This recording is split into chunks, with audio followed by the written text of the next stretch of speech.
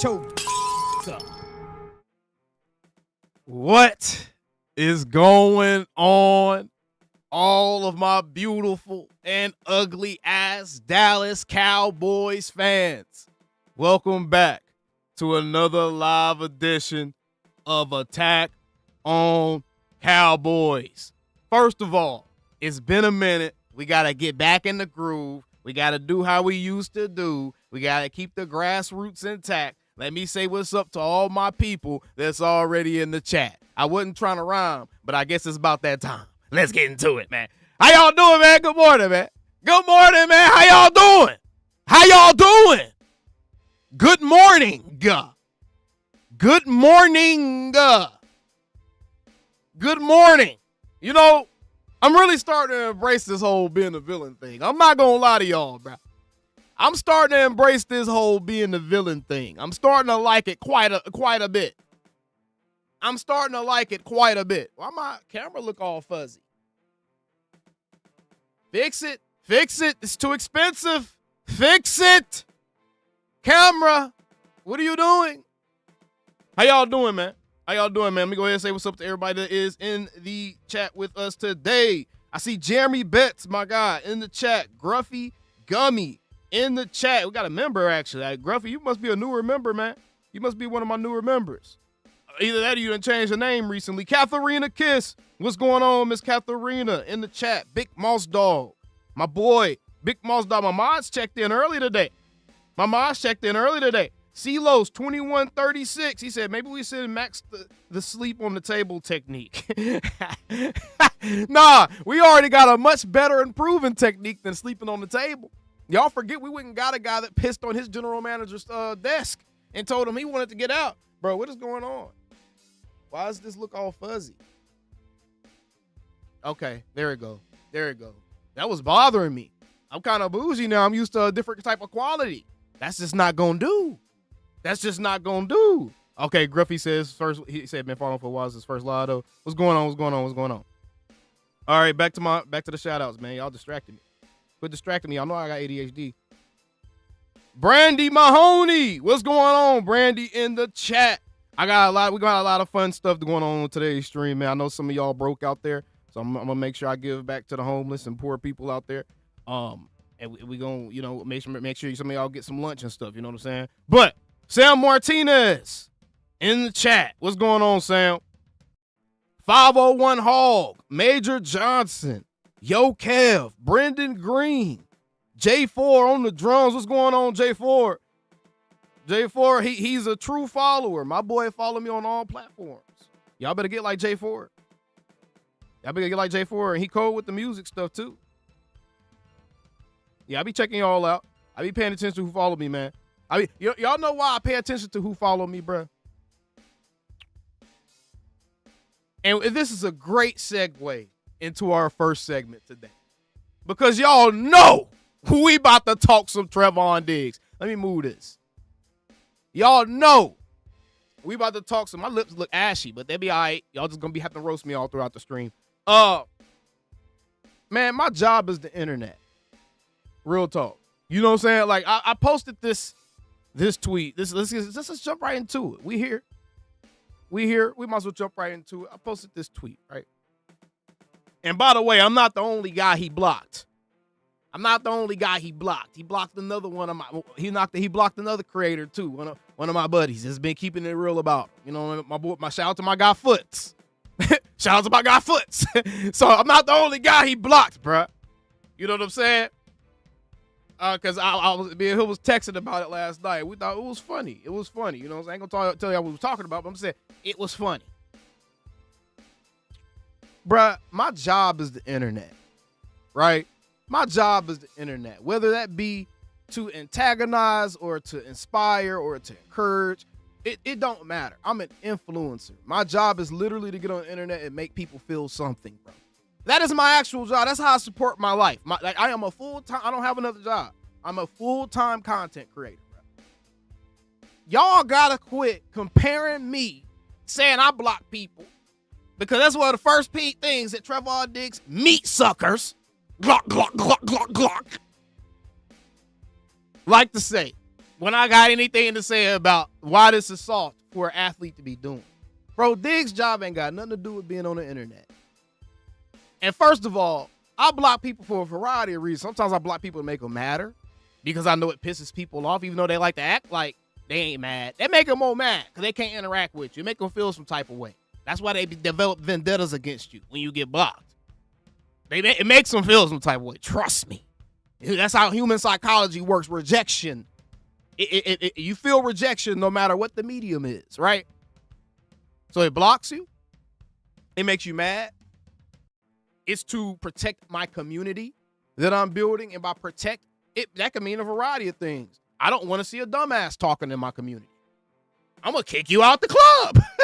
I don't want to see people that only regurgitate, I hate Dak, or only have something to say about Jerry, having an opportunity to talk in my community or to influence my community.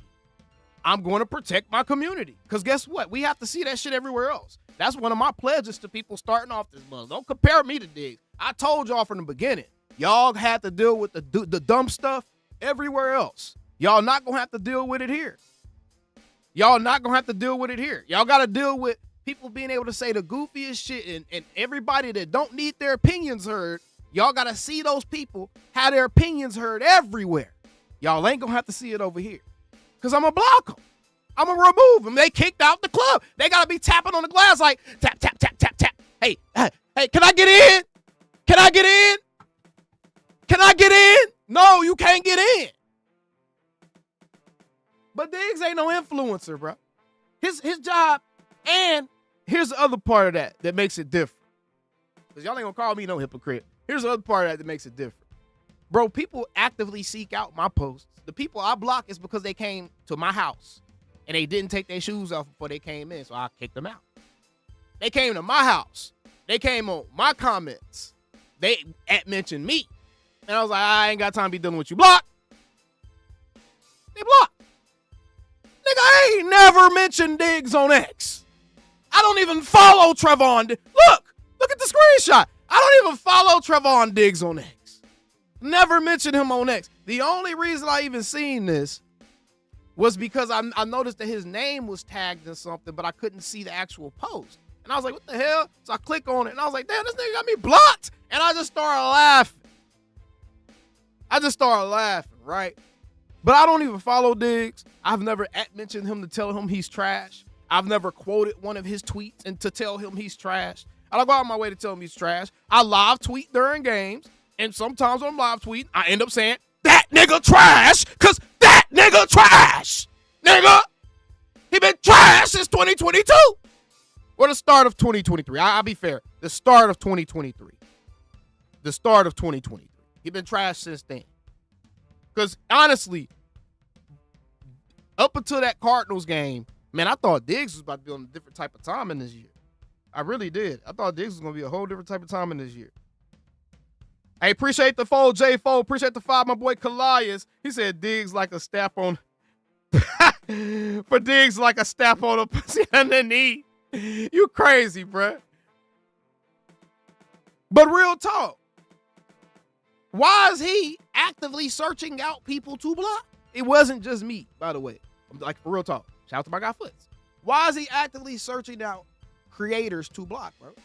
Like, you're that tuned into the internet, which is not his job, that you're not even blocking people that's going out their way to interact with you. You looking for people to block.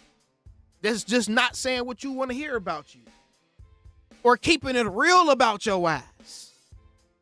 I ain't doing a lot of, no, this is just the first part of the stream. I'm not doing a live stream about Diggs. This is just first, because this is like a follow-up. Because there's a lot of people, that's the main retort that people had. Hey, you'll see you block people all the time. Yeah, nigga, the internet's my job. And if I don't want you in my place of business, I'm getting you up out of here. The internet ain't Diggs' job. He been arguing with content creators all year, too. It ain't no isolated incident. Matter of fact, he been arguing with content creators for a couple of years now. Remember, he was arguing with It Is What It Is last season because they roasted him for getting Future baby mama pregnant. Then you start getting into a DM war with Bubba Dub.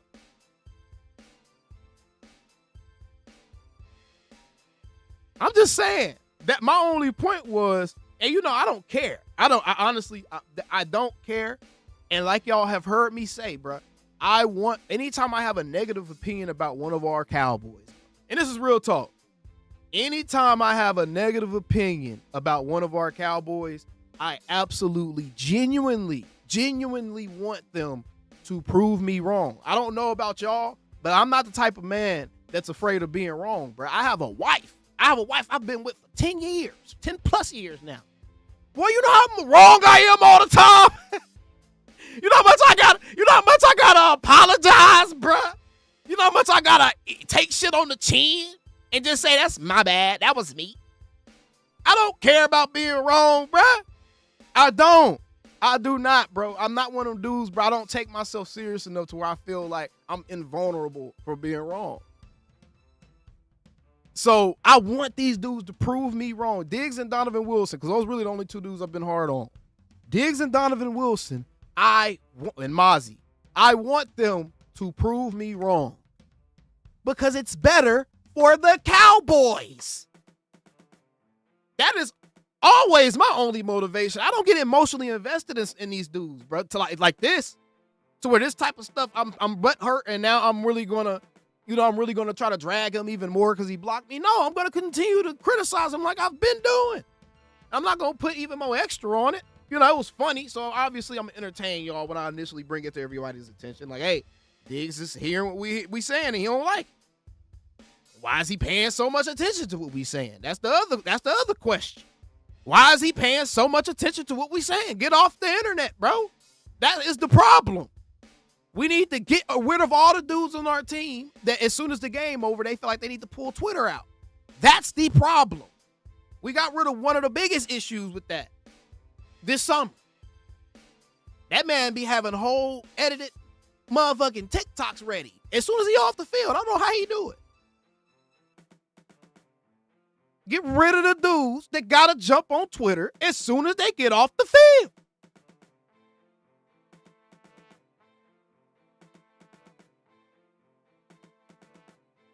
Big Moss said, wifey in my house is right when she wrong, but I won't tell her that. Real talk, Big Moss, because why? It's not worth it, bro.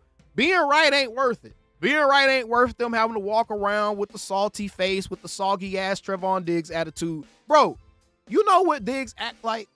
Diggs has been carrying himself all offseason, just his body language and how he moves around and how he just, he carries himself like a woman that's trying to get a message, to get a silent point across to you. And every man that's lived with a woman knows exactly what I'm talking about. And when I say that, y'all gonna be like, hell yeah, that's exactly what it feels like. Right? Chat, am I tripping? The dude carries, and that's been one of my biggest issues with him. And y'all are like, oh, it's a Diggs witch hunt. No, it's not.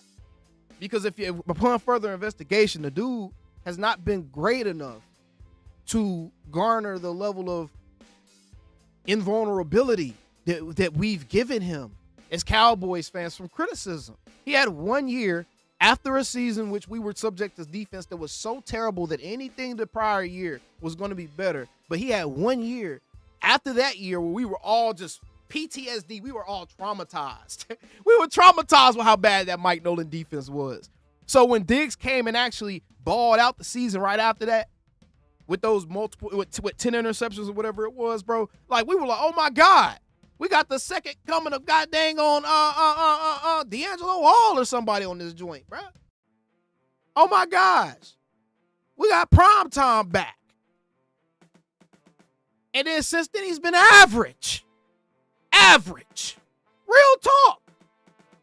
Not bad, not terrible, not a bum, not trash, not dumpster juice. Average.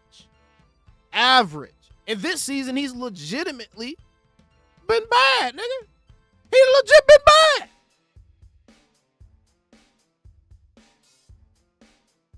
So I say all that to say, man, this right here proves my point. You know what I'm saying? Like, I can understand if I'm mentioning you and like trying to get your attention. Bro, I'm not trying to get Trevon attention. I come up here and make my videos. I live tweet during the games. But outside of that, I am not trying to get these dudes' attention. I don't care about being friends with none of these players, bro. That's the difference between me and a lot of the people that y'all watch. They try to be friends and buddies with those dudes because they have to do that for their job to work. I don't have to be friends with none of these dudes for my job to work. My job is to create a platform that's safe for Cowboys fans to watch, that's entertaining, informative, and interactive. That's my job, bro. When I say safe, I mean y'all gonna be able to come to this platform and get real analysis and get honest, objective opinions that's going to be presented in a way that isn't built to piss y'all off when it's delivered. That's what it is. I'm not trying to piss y'all off. When I have to criticize my team, I'm hurting too. So I'm going to be criticizing from a place of hurt. It's going to be like, damn, I hate I got to say this, but damn, bruh. Now let's hope he can do better. It ain't going to be all the extra shit where I'm trying to make y'all intentionally feel bad. That's the difference, bro. My job ain't to get up here and try to suck these players' meat pistols. It's not. It's not. I'm not trying to commit carnivore suicide. I'm not.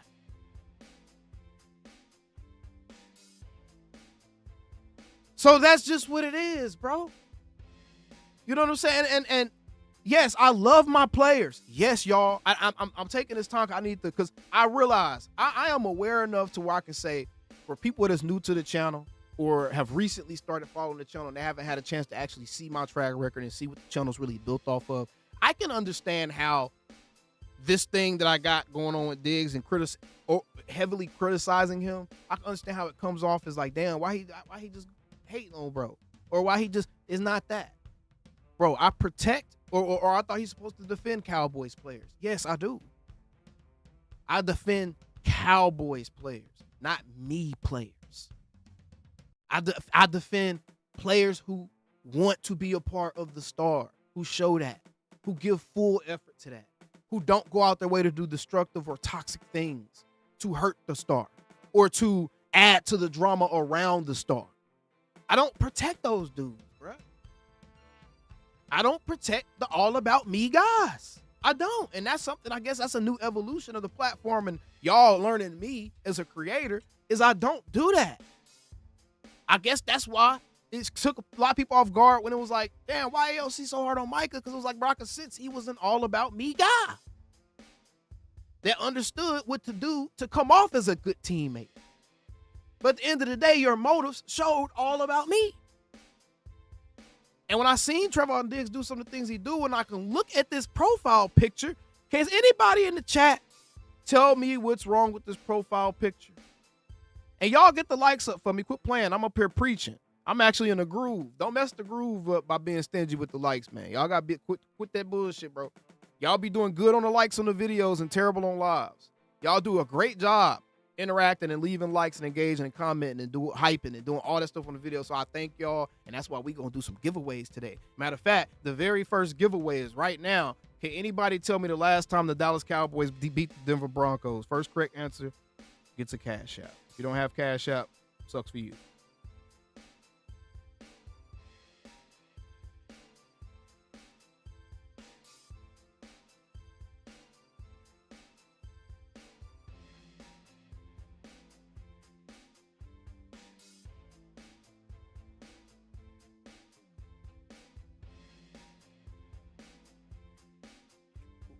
Who was it?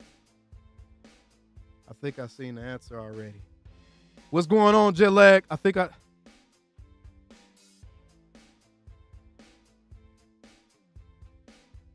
No, I ain't even talking about that. I ain't even talking about no, I don't care about nobody's sexual preferences. I ain't gonna lie to y'all. That's them. That's them. As long as they don't pull their meat out of my face, I don't care what y'all do with it. I ain't even talking about that. Bro, why you got a profile picture with a dude that's not even on your team no more, bro? Put one of your teammates up there. Put a picture of you leading your rooks. Put a picture of you with your cornerback room. Put a picture of Deron Bland finally getting a pick 6 or something. When the last time he done posted something in support of one of his current teammates? Real talk. Go to his IG. Look at his stories. When the last time he posted something in support of one of his real teammates? I ain't gonna lie to y'all. Y'all want to know something hilarious? This is how you know this is a ethnic giveaway. I don't even know the correct answer. I'm having to Google it and AI tripping.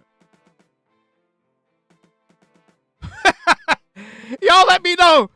Y'all have some integrity in here. What's the correct answer?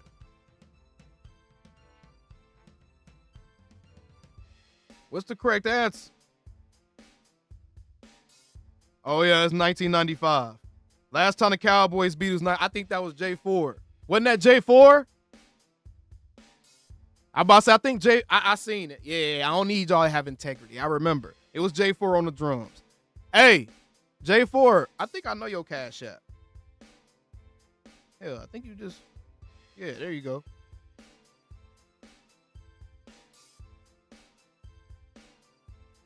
I got you.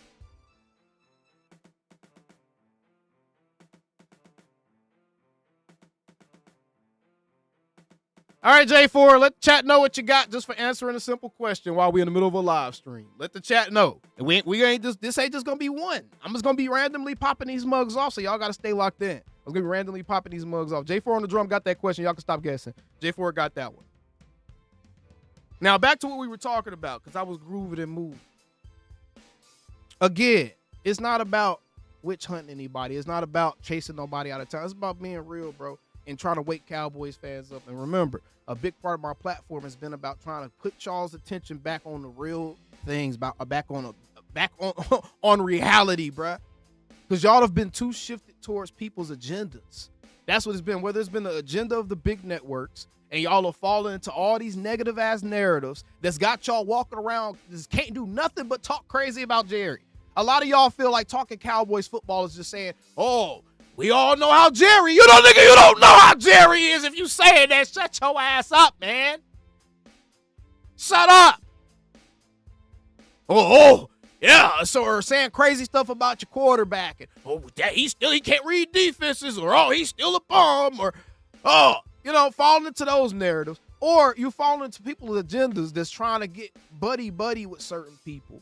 Or they have connections with people, or they're agents, and that's how they get their inside information. So they're going to be more inclined to give you biased reporting or information or analysis.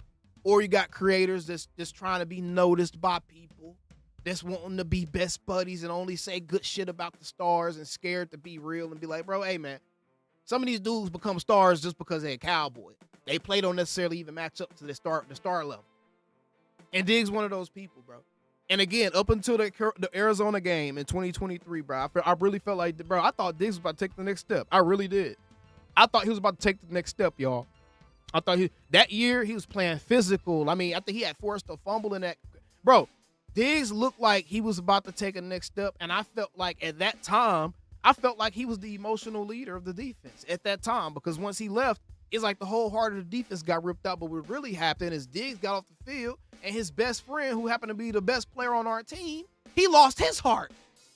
That's what happened. That's what happened. That's what happened. And then you start to look at stuff, and you realize how dudes been moving now. You realize how what motivates guys, and you kind of look at their values and stuff. And then you think about, man, damn, hindsight 2020, I might have been a little bit too hard on Booba Taylor and C Turtle McCoy, because Diggs trying to cuss Dak out and calling that man a bitch when we haven't heard him talk that kind of trash to nobody else since. Look kind of different in the light now, when we know that we had two young knuckleheads trying to forcefully take over the team and be the faces of the franchise.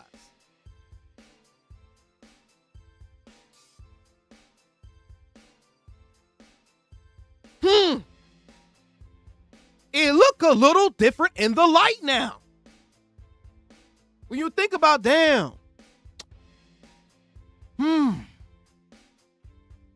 one of the guys wasn't putting his own QB on top 10 lists and all this other shit, and, trying to make himself the face of the franchise.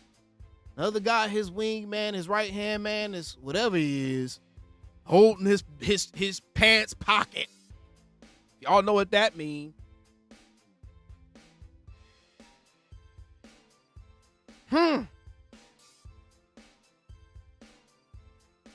Maybe there was an issue with these young dudes. But that's neither here nor there. That's speculation, y'all. That is speculation. Kind. But again, If he has to block me to play better, as long as he's a Dallas Cowboy, I genuinely, this is my closing thoughts on this Diggs thing. Then we're going to move on to some trade stuff. And then we're going to get some call-ins going in a minute. If he has to block us, if he has to block the noise out, because he's so addicted to Twitter and Instagram and TikTok to where he has to get on it and be on there to see the noise. Or he has to be on it to see what people are saying about it. Bro, do y'all realize I have never looked up my name on a social site? Because I know there's a more than 90% chance I'll go see somebody saying something crazy about me. Because I know the type of platform I have, how polarizing it is, bro. People either really hate me or really like me. Bro, there's random people I've never interacted with got me blocked. Random people. It's like a videographer for the Cowboys that got me blocked. I ain't never interacted with this man. Shout out to Alex Lilly. I ain't never interacted with this man. I don't even know why he got me blocked. But I'm saying, I know that it's going to be hateful shit out there. So I don't go looking for it, bro. I don't go looking for it. And your job ain't the internet, Diggs, so you shouldn't be even on the internet enough to even see it, period.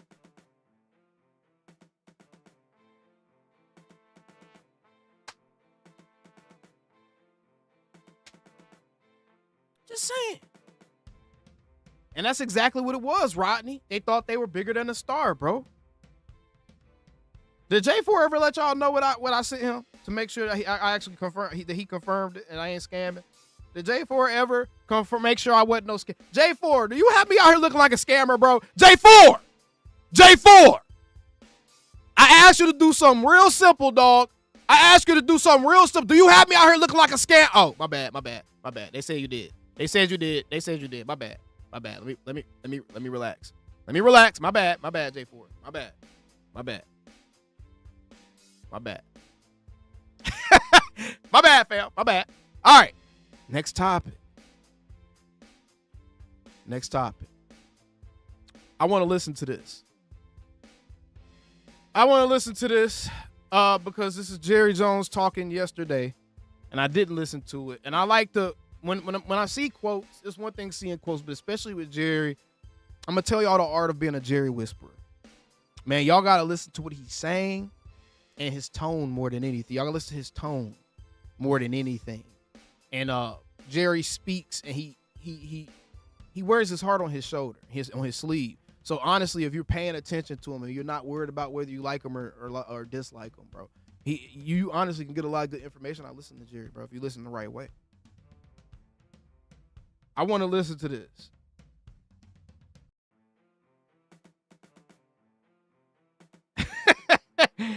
Y'all funny. Y'all funny as hell. I want to listen to this. I ain't ready to crash out. Chill out. I ain't like that no more. I'm a changed person. I'm a changed man, bro. What's going on, Chef Token? I'm a changed man. Let's go ahead and take a listen to Jerry Jones. He was talking about Diggs. He made some very interesting comments, and I only covered the written portion yesterday, but I actually want to hear how he said. Let's get it. Can go through. Nobody cares about your fantasy football team, but today we do. So share those triumphs and tumbles, and we will get to them. 877-881-1053. But right now, brought to you by Ford and your North Texas Ford dealers. Ford is the best in Texas. It's time for Cowboys owner and GM Jerry Jones. Good morning again, sir. Well, good morning, and I kind of like this. On early, come back, have a little. My guy Chef Token said, I've been around since Attack on Dak. Keep grinding. Nigga, that mean you ain't been around, because I ain't never been no Attack on Dak. Hey, there you go, Mr. Mojo. There you go. Coffee, come on back on.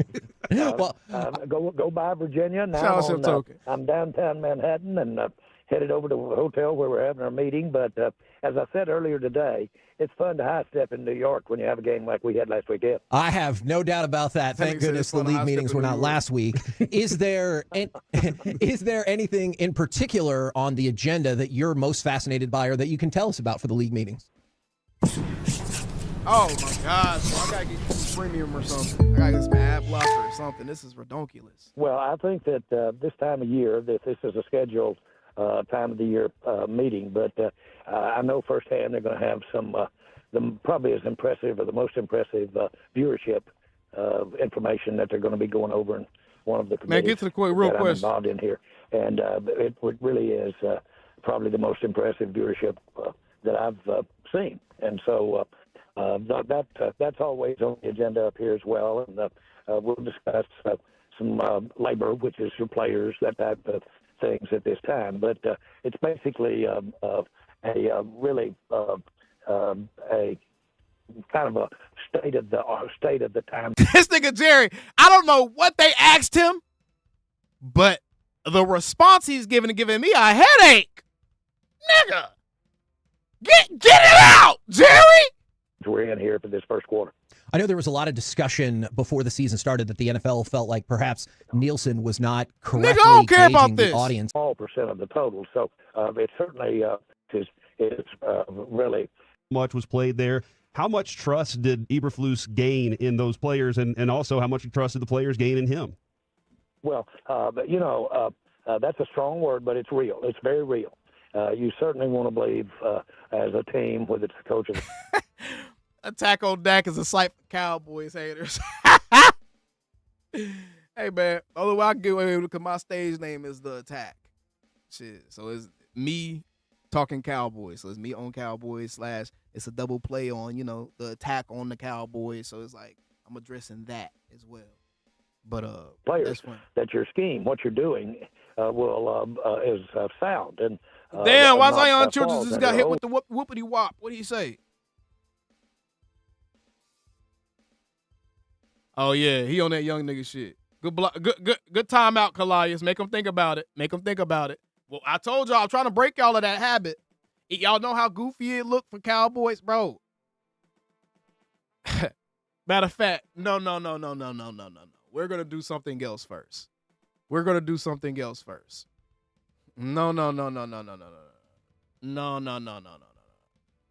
gonna look at something else first. Hold on.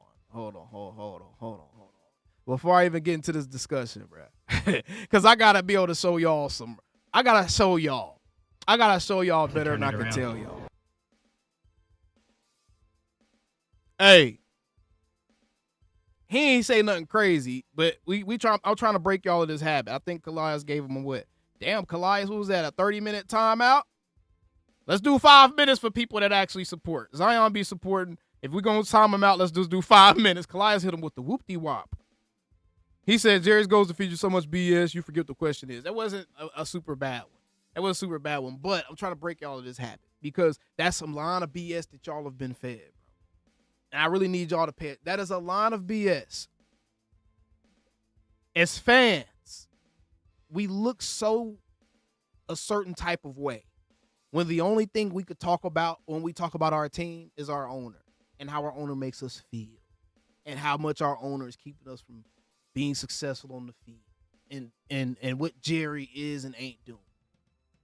But then we can also look at the same owner that you're talking about since 2000 has had over 130 all-pros or something like that, 100 all-pros, has drafted 30-plus Pro Bowlers, has a nice resume of actually acquiring really good talent. And regardless of what y'all feel about Jerry and the stuff that he says, this is what I'm talking about. Sometimes we got to be able to step outside of our own home. You got to be able to step off your own porch sometimes to see how good somebody else's lawn looks. Because it's easy to sit there when you're sitting from inside the house and you're looking out that window, it's easy to be like, damn, I need to go out there and trim that grass, bro. My lawn look a hot mess. And then you walk outside on the porch, you be like, damn, Fred's lawn down there look like a damn woodchuck came and set up a plantation.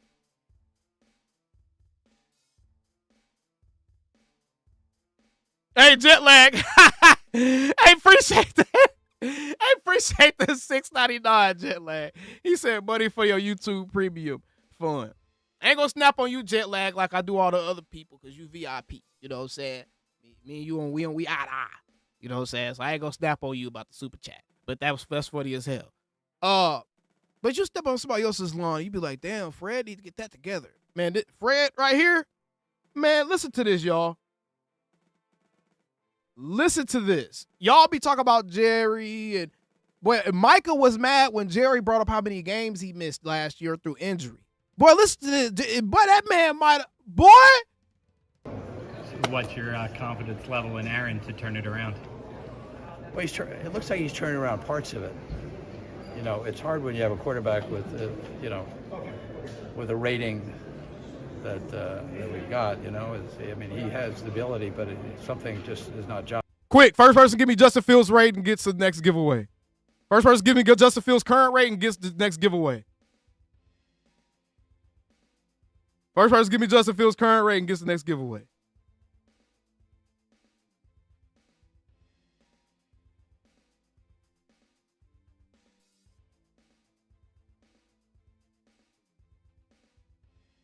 His quarterback rating. Buddha Nama, no. 501 Hog. 501 Hog was the first person. 501 Hog has gotten it. 501 Hog, what's your cash app, bro? Put your cash app in the chat for me. Y'all can stop guessing. Stop guessing. Y'all heard me say he got it.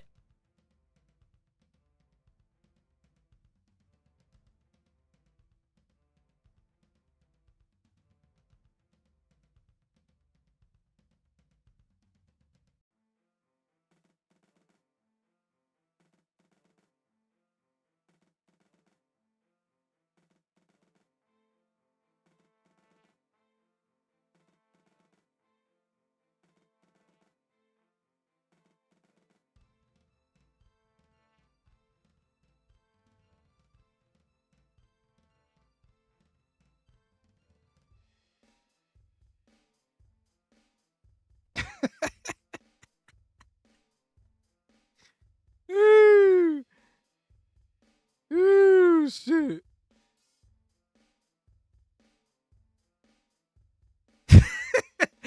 Hey, man. Nah, Buddha, you ain't give the exact number. Buddha, you gave 91. You ain't say 0.1. I was about to give it to you, but he got the exact number. All right, let's get back to it. 91.1 is actually not that damn bad. Like, it isn't. It is not that bad. Dak has had 2 seasons where he finished the whole year under that rating. So let's listen to, okay, keep that in mind, y'all. We talk about Jerry, and Dak has had 2 seasons where he's finished under a 91.1 rating. Listen to what this man just said about Justin Fields. What's your confidence level in Aaron to turn it around? Well, it looks like he's turning around parts of it. You know, it's hard when you have a quarterback with, with a rating that we've got. You know, I mean, he has the ability, but something just is not jiving. But if you look at any head coach with a quarterback like that, you're going to see similar results if you go across the league. You have to play consistently with, at that position, and that's what we're going to try to do for the remainder of the season. So what gives you hope then? Just to give hope. I just think the reporter smiling. Teams are doing better. The defense is pretty good, and if we can just complete a pass, it would look good. We got to complete some passes. You got to convince them that you can do something. Otherwise, it's hard to have have a game that you could win. What do you say to the fans? He said you got to complete a pass, bro. Now, we real quick to talk about how Jerry is the worst owner in the league and all this other stuff. Yet, just this season, just this offseason, from looking outside our window, other owners have made so much noise in smaller markets than Dallas, by the way, that we've been able to see their lawns from our window. The Cincinnati Bengals owner been wilding, and this was wilding.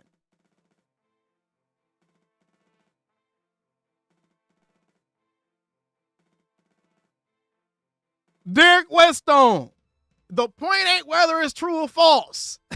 The point ain't whether it's true or false. That is not the point. Because a lot of what people get mad at Jerry for saying be true.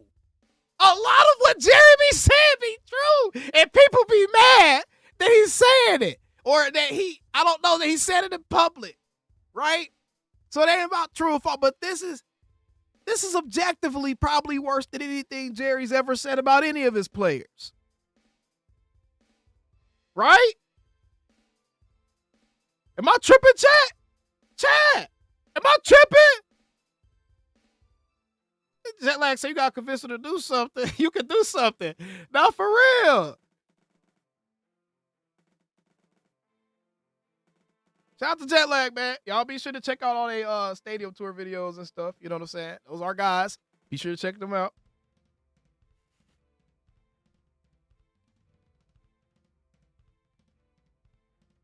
Okay, I ain't think I was tripping.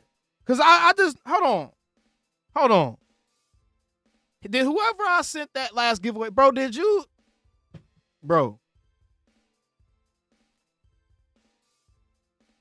You just gonna make me look like a scammer. So you just gonna make me look like a scammer out here. You ain't confirmed with the chat. You just took the giveaway, ain't said nothing. Got people out here thinking I'm scamming. So you didn't confirm yet. Bro, what we doing?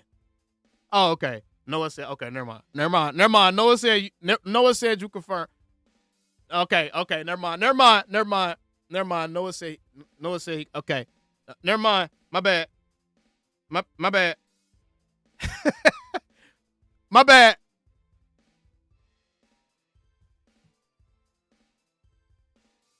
Good morning, Jay Grant. Hope you brush your teeth. Since you said good morning, it is 10:14 a.m. I don't know how some of y'all get up at 10:14 and it feel like that was appropriate. Bro, if I get up past 7 or 8 o'clock, I feel like I done slept in too long. Like, I get my day started by like 6 a.m., 6:30 most days. Get all my work out the way. By 2 or 3 o'clock, I'm chilling for real unless something else happened and I got to do some more work. But I don't know how y'all be getting y'all day started that late. Go brush your funky-ass teeth. I know you got to touch a halitosis. Jay. Gatlin says, shit, you need someone to confirm some shit. I got you, bro. I got you, too, if you answer one of these questions correctly. You answer one of these questions correctly. That man used my donate. My man used my giveaway to become a member. I appreciate it. I appreciate it.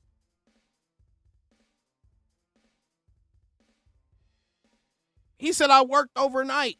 That means you got that onion breath in from that sandwich you ate for lunch. You definitely need to brush your teeth. You can have overnight halitosis. Don't act like you can't have overnight halitosis. But yeah, man, y'all gotta come up off the Jerry stuff. Now let's get back into it because we get ADHD mode. Come on. But so success is very important. But they'd be the quickest people, the players, to tell you that a bigger part of why we played some good defense was because we did what we were supposed to do in the system. We were in. I like that mentality, Derek Whetstone. I like that mentality, my brother. I surround myself with people that think like you. In our spot that we were supposed to be in. That is a natural progression. The football. Hey, shout out to my boy Mills. Shout out to my boy Stars in the building. What's up, boy? Appreciate it. So repetitive on how you play it well. And so bro, you're seeing us perform the scheme when we're playing the scheme. Okay. You're seeing us perform that scheme better, and we're in our right lanes. You do that, plus that allows you to mix it up more. The way Washington brought the offense on the field, it allowed us to present be the fire, bro. And man than we had been maybe against some of the other teams. Bottom line, it's an evolving process of how. Why the text-to-speech ain't working? Those donations are supposed to be getting read out. They supposed to be reading that out for y'all. I had to check it after the stream. This team, which also gives you a little different look each week because of injury and who's next up. All of that is a work in progress. But boy, was I pleased with the how. Tierra, you about to get fired. Let me talk. So, hey, y'all, sorry I'm late. She came in after the lunch rush. Your ass is working the morning shift, and you came in after the lunch rush was over, Tierra. You about to get fired. No, I'm just playing. Lunch rush ain't over. We still chilling. Not just the score, but we didn't even start the call well we played. Yeah, one of those guys that played exceptionally. I think he really stood out. Hey, man. Matter of fact, I know it's somebody watching this that got an issue with how to handle the Diggs thing. And hopefully I explain myself enough to where it's like y'all understand why I've been. It's essentially, bro, I am trying to protect my team still. It's not like I'm just going out my way. I'm getting off script and I'm trying to attack a certain player, bro, I'm still trying to protect my team because I don't know how y'all can't see it yet, but I'm trying to make sure that y'all can see it. Bro, sometimes guys can be destructive, whether it be through body language or their actions or even their mentalities or the way that they think or the way that they carry themselves. And sometimes there's a such thing as addition by subtraction. And a lot of y'all are still holding on to this idea that man is still 2022, beginning of 2023 Trevon Diggs, and he's not, bro. Unfortunately, he is not. He is not, unfortunately. You know what I'm saying? So it's just like, I got to make sure that y'all seeing what's supposed to be seen. And at the end of the day, the dude's a net negative. And I think that he's been part of the issue with the culture problems with the team. So I'm going to point it out. I'm going to speak I'm going to speak my opinion on it. I'm going to tell you all different stuff that I may know behind the scenes, whatever it may be. I think he's a culture problem with the team, bro. Whatever it is, I really do. It was nice to see that was Deron Bland. How excited were you to see him do that? And is the pick six the most exciting play in all? And we've been talking about the Cowboys issue. One of the biggest issues, their lack of culture or how they're built or structurally or internal. You got to start exercising some of them demons, bro. You do. And it may hurt some people's feelings because I know some people spent some money on Bro's jersey and all that stuff. And y'all probably had many of arguments with different fans and stuff like that when he was balling out a couple seasons ago. Many arguments defending him. I get it. So you want to still look right. I get it, bro. I get it. But it's not reality anymore, bro. It's not reality. And honestly, I would have let Trevon gracefully just age his way out of Dallas or play his way out of Dallas. Wouldn't even made it a thing. Wouldn't even brought it to attention like, hey, this is urgent. We need to get dude up out of here. But after the stuff he pulled this summer and just all the drama that's been surrounding the dude the last couple of seasons, all while injured, and you ain't showed the team nothing that they wanted to see while you was injured that whole time, bro, as pertains to an investment standpoint of, hey, I'm paying you to be a leader here. It's about more than just what you give me on the field. When I start giving you $20 million a year, I expect you to have some more responsibilities, bro. And when I'm hearing that this dude ain't doing that, and he's setting the wrong type of example, and he's doing stuff that's causing the schism, the splits, and he jump in when Micah arguing with D-Law. And you see the type of stuff that's had the dynamics. You see the dynamics that's been created. And it's like, okay. And he's the only guy that's spoken out against the coaching staff or against what the coaching staff is trying to do. And I know a lot of people, he was right. Man worked. Playing more man worked. Yeah, when his ass wasn't on the field. And also, when they went against elite competition that can beat man regularly. And that's why Shoddy them said we felt like this was a good matchup to use more man in.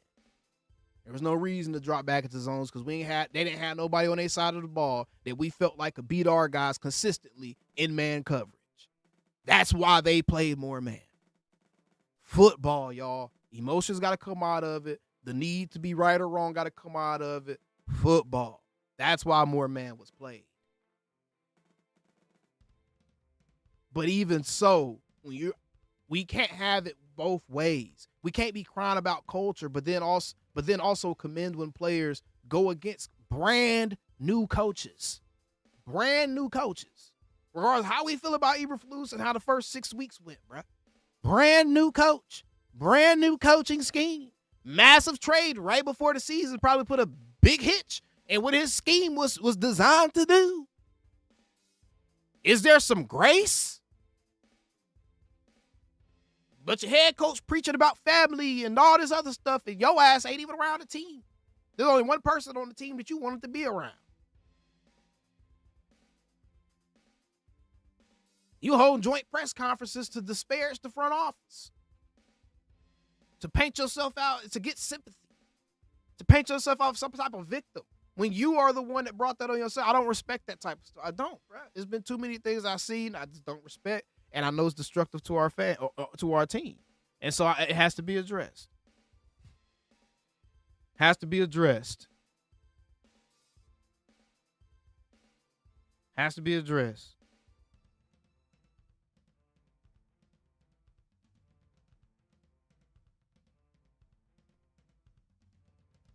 But that's just what it is, bro.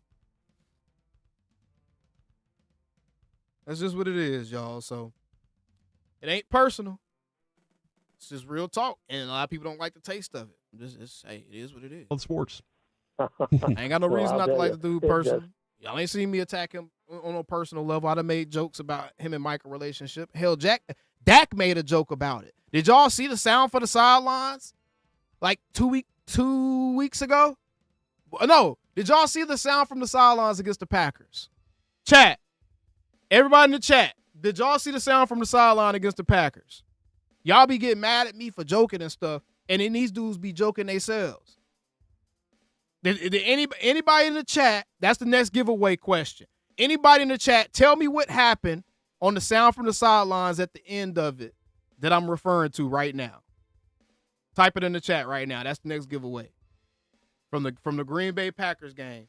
What did Dak say to Diggs and Micah? What did he say?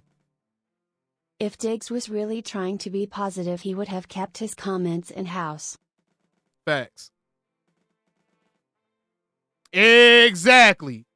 There it is. Brandy pretty much just gave it to me. Brandy, you got it. Yeah, yeah, pretty much. Yep. Brandy got it. That one he ain't had to give me the exact words, but she got what pretty much was said. Dak even was like, "Damn, y'all making out or something?" With just how they was holding on to how it was a lot. So I can't come up here and make jokes when Dak said that on Sound from the Sidelines on the official Cowboys YouTube channel. Man, y'all better get up off me. Shut y'all bitch asses up. I ain't about to play with y'all, bro. I'm not about to play with y'all. When it happens, it's just like something Where's the reached cash out at, from Brandy? heaven and kind of patted you on the back. But no, excited for him. Of course, that's how he made All-Pro, was setting the record almost on the interception. He can intercept the ball. And we've got a good opportunity here with our personnel to get better and have more of those. And they'll win the games, those turnovers. What's amazing is we haven't turned the ball over in 4 games. And yet we've gotten one last week against Washington, and we got one. Zion, I know that's you on that LeBron James account. Chill, bro. Chill. We still gotta be adults, bro. We gotta be adults. I told y'all I don't care about people's preferences and stuff. I'm just saying. Bro. I only said that to bring up a point. Like, I can make jokes. If Dak said that, I can make jokes. Hell, y'all leave me alone. That's my only point in saying that. Y'all ain't gotta ban them, but chill. Mm-hmm. That a lot of times the difference in the games, winning the game, is that turnover. Jerry Jones joining us here on 105 through the Fan. And I'm not alluding to his preferences and nothing. It's just jokes. We talked about DeRon Bland there. You were without your other starting cornerback last week, Trevon Diggs, after he had popped up on the injury report Friday with a concussion. It's obviously been kind of a muddied situation for everybody kind of viewing it. But were you satisfied ultimately with Trevon Diggs' explanation to you of what happened and led to the concussion? Yes, and I am. And there's no reason to dwell on any more here. And so it's what it is. And consequently, what we did see is we played pretty well out there. And so I don't know the status of Diggs as we move forward, but I feel better about being able to play if we don't have him out there. Jerry, you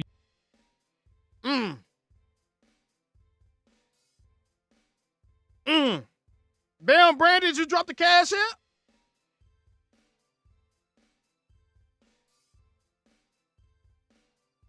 Who just asking? See, Brandon, you said AOC, what do you honestly think is going to happen with Diggs next? Did you hear what Jerry just said?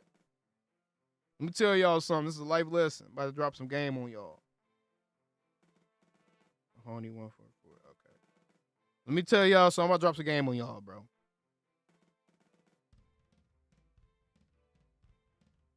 The last thing you want when you're working for another person is for that person to ever feel like that the next man can do your job as well as you or better than you.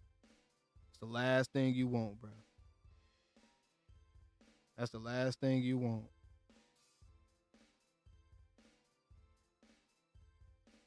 All right. Brand, did you get it?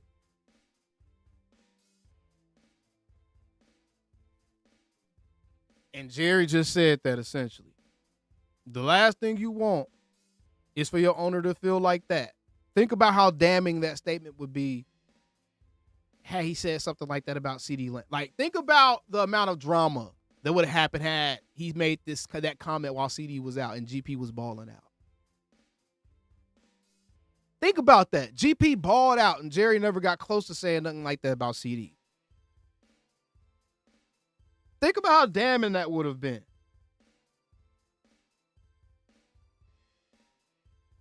Are you welcome, Brandon? Think about how damning that would have been, y'all. He just let everybody know.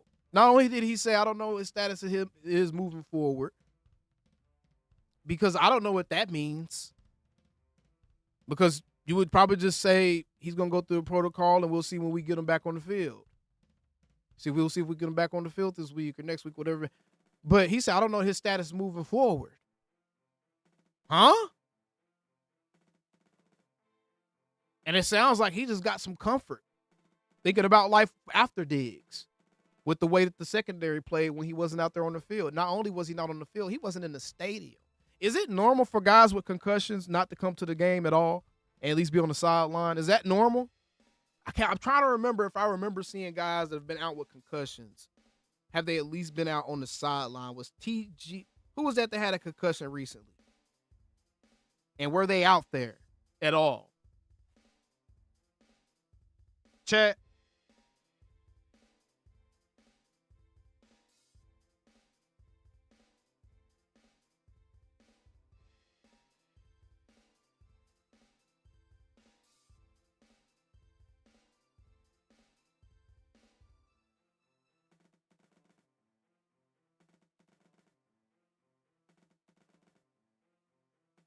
Oh, yeah, was Sanborn. Was he out on the sideline when he had his concussion, y'all? Was Sanborn out there on the? Do y'all remember seeing him out on the sideline during the games when he had his when he was out with his concussion this season? Because I'm really trying to figure that out. That's really all I wanted to hear from that. I ain't gonna lie to y'all. We can get into the trade stuff now. That's all. That's all I wanted to hear from that. We can get to the trade stuff.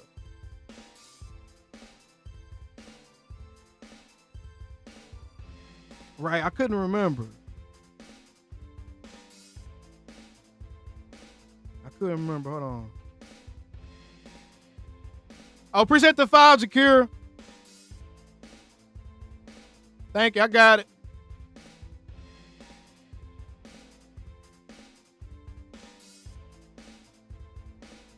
Okay. That's what I'm thinking, because if you have a concussion, I can understand. That's why I'm trying to see. See, if I was being malicious, I would just sit here and start jumping to, oh, see, he wasn't even out there on the sideline supporting this guy.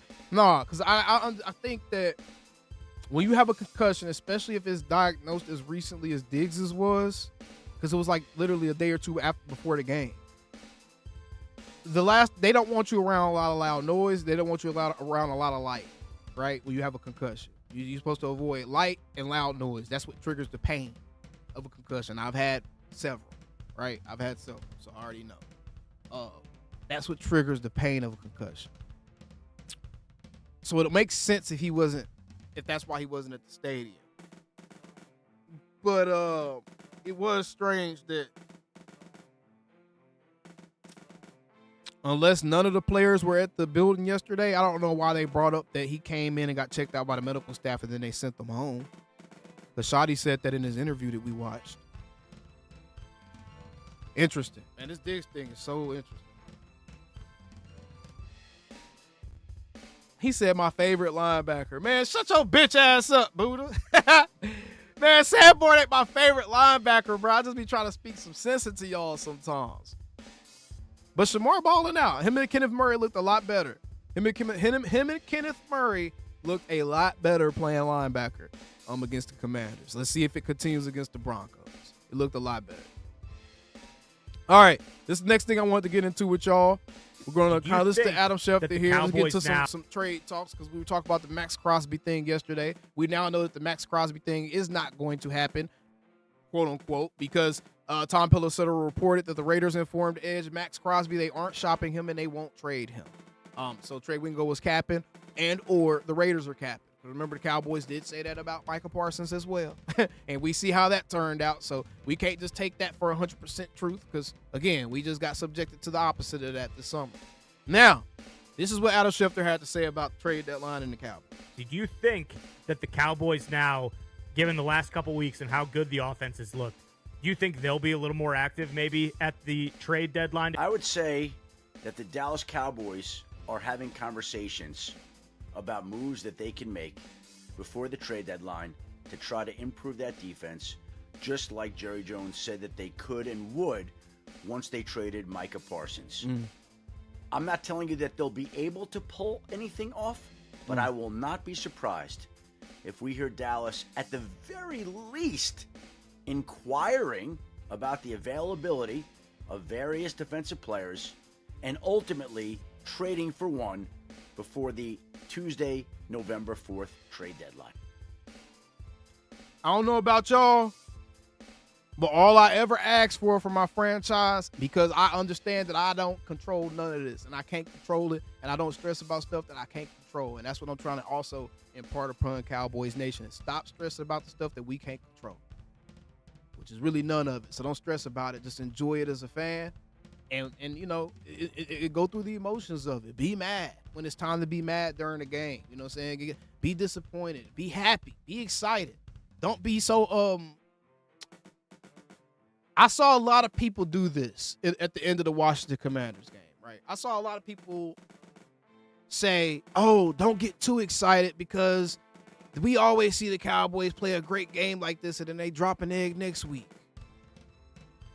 So you telling me that y'all are now to the point where you are preventing yourselves from actually enjoying, actively watching football and being in the moment week to week because you're afraid of what's going to happen next week.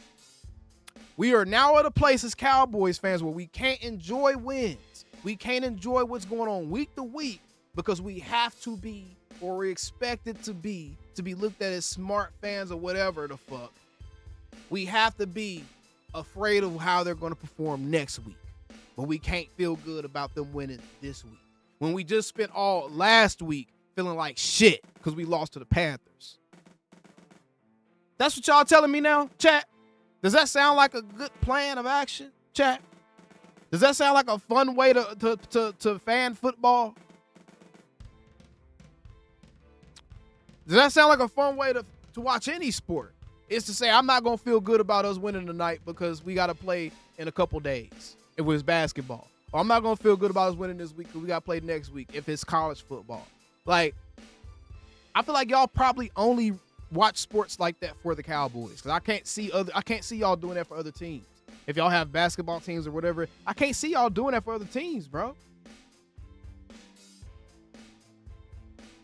Like, no. Do you see how stupid that sounds? I'm not going to be excited about getting paid today because I know I got a bill to pay next week. Nigga, you ain't going to never be excited about getting paid then. Ever. Because there's always going to be a bill coming. And guess what? It's always going to be a loss coming when you watching sports. It's always going to be disappointment right around the corner when you watching sports. Because that's the nature of sports. The nature of sports is being disappointed a lot. That's the nature. That's why you get so excited when you actually win. Because the nature of sports is being disappointed. Y'all realize like it's not natural within sports for one entity to always win? That's not how sports is supposed to go. In a perfect sports world, it would be parity, meaning most teams lose most of the time. That's parity. All teams lose most of the time. Most teams lose most of the time. And ain't nobody that's just good all the time. So the nature of sports is to lose, is to be disappointed. So Cowboys fans, stop preferencing when you can be happy. We gotta stop that. Stop preferencing when we can be excited. Stop doing that. Stop doing that. And that's the type of stuff that I block people for. It ain't about whether or not they hurt my feelings. It ain't about this. About protecting my community. because I want my community to be full of real Cowboys fans, bro. But also grown people or just down-to-earth people that also understand there's a certain level of emotional attachment that is unhealthy. And when you feel like your emotions can dictate what other people do, that's unhealthy. So I'm not going to sit here and say that if we get mad enough that we can make them do anything, because that's not true. And that ain't doing nothing but running y'all blood pressure up. So I'm not going to do that to y'all. I'm going to say, well, this sure does effing suck.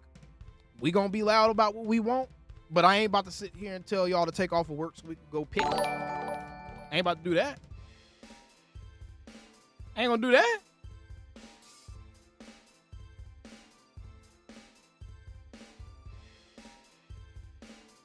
And I'm also not going to tell y'all to laugh at. I'm also not going to tell y'all to talk about family business in front of company.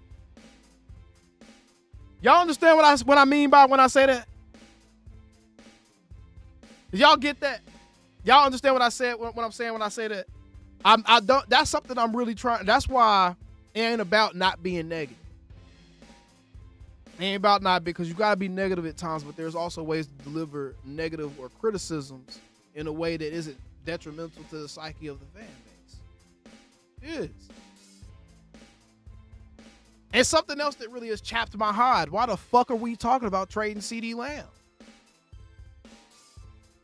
We got to be more responsible with our platforms and the dialogues that we're influencing our fans to have.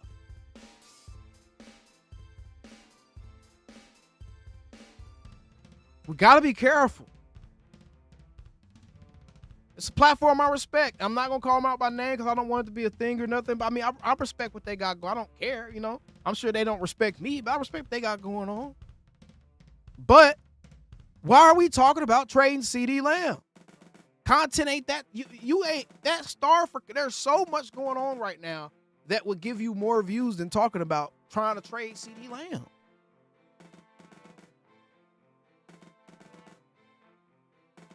And it's like, people are like, oh, why are you so upset that we're just having a sports debate? And it's like, bro, 105.3 The Fan talked about trading George Pickens a week ago, and we've done nothing but hear about that talking point since then. Y'all see what I'm saying, though. Why I say, no, we got to stop having certain type of conversations on platforms that people actually trust and listen to. Because it's toxic to the fan base. Because now instead of talking about ways and thinking about ways and being excited about ways that we can supplement what our team is doing and what our team is building right now, people are trying to figure out ways to take away George, or why we should take away George, or why we should take away CeeDee. And, oh, we didn't miss a step whenever CeeDee went down, so maybe they should consider trading CeeDee Lamb. And no, make all of it work. Keep George, keep CeeDee, go trade for somebody else. You can figure it out. GM of the year is right there waiting for you. Because now, guess what? Now I got to see dumbasses commenting that on my platforms. Bring that idea to me like it's a good idea. Trade CeeDee Lamb's a good idea.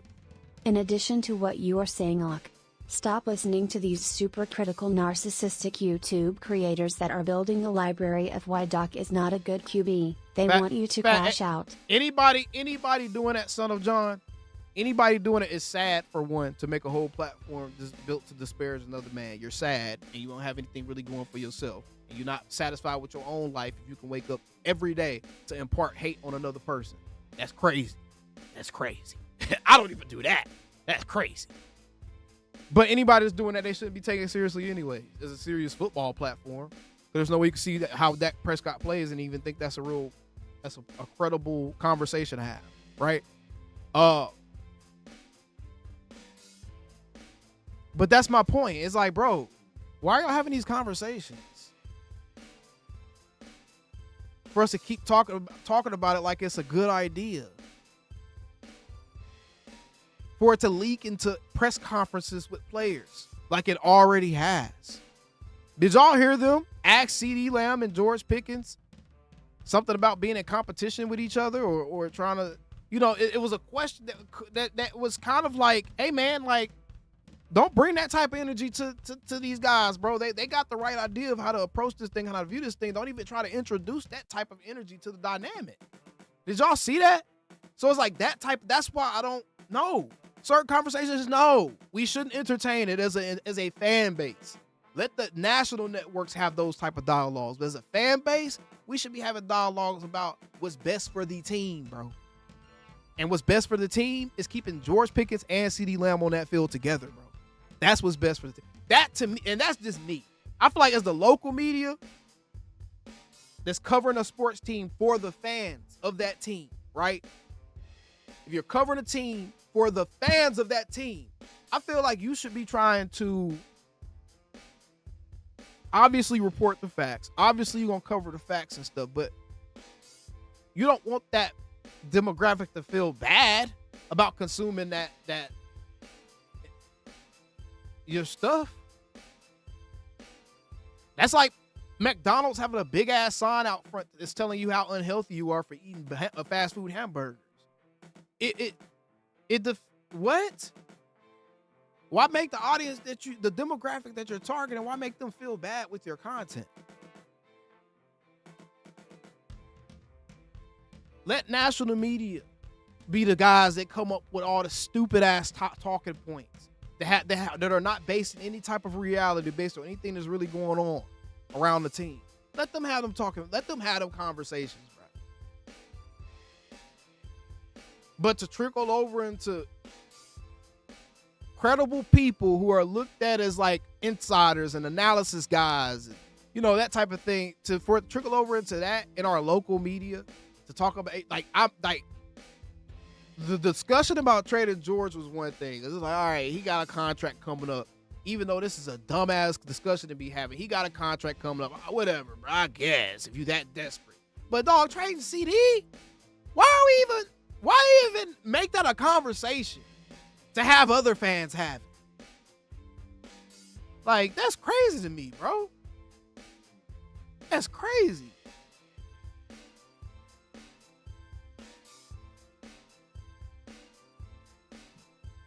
Now, what I wanted to get into was ESPN published earlier this morning, about 4 hours ago. They published a ranking of the top 25 players who could actually move. So this is recent. This is something that most of y'all probably haven't seen just yet. I want to go through these very quickly. And I want y'all to play a game with me, chat.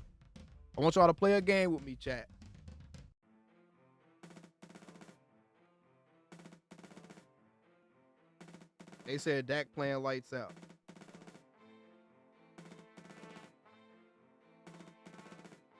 What's my next question I'm going to ask y'all? This is giveaway time. Y'all better get ready for y'all. Have y'all Google devices ready.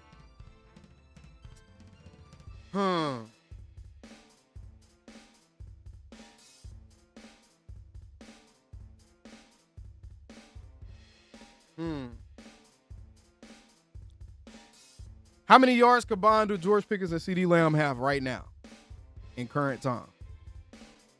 Since we was just talking about them.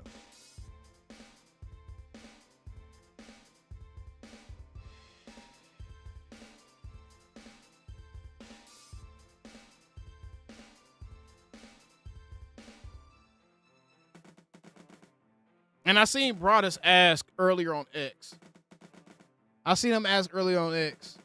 Do y'all not want to, do y'all tune or do y'all freeze people out who talk negatively about the team? Do y'all only want to hear good things about your team? I'm going to say this. It ain't about that. It ain't about only hearing good things about your team. It's like, bro, again, as our own media, why are we having discussions that's destructive to the team? That's what don't make sense to me. Did y'all answer the questions yet? I see 939. I think Buddha might have got that one. Buddha, was you the first one? Was Buddha the first one? Kalias just typing shit.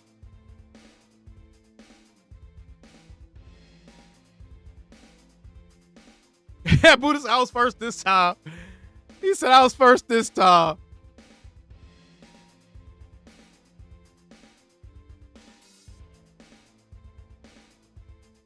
Let me see. CeeDee Lamb got 332.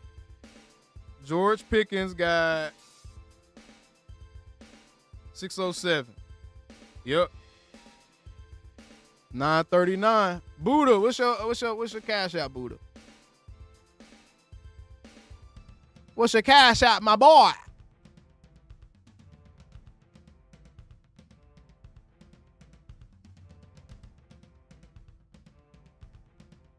Catherine said, I want to hear effing truth about my team, not lies. Right. You want to hear the truth. I say this. I want to hear the truth about my team, but I always want that truth delivered in a palatable way.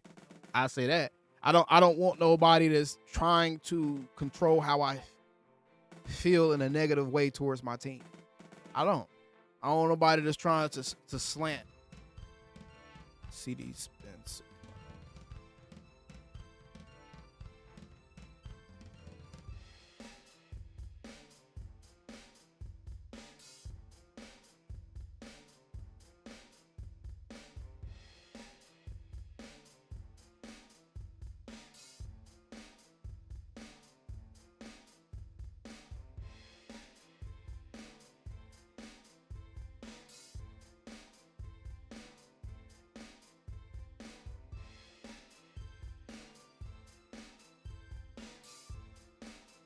All right.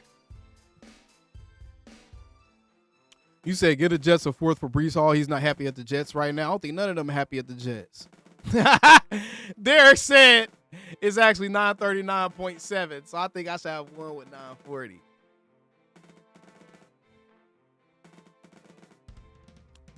You said if there's any team that can really slow down our offense, it's Denver. They're loaded. I would have said that at the beginning of the season. But if somebody that's had Denver as his fantasy defense all season long, man, I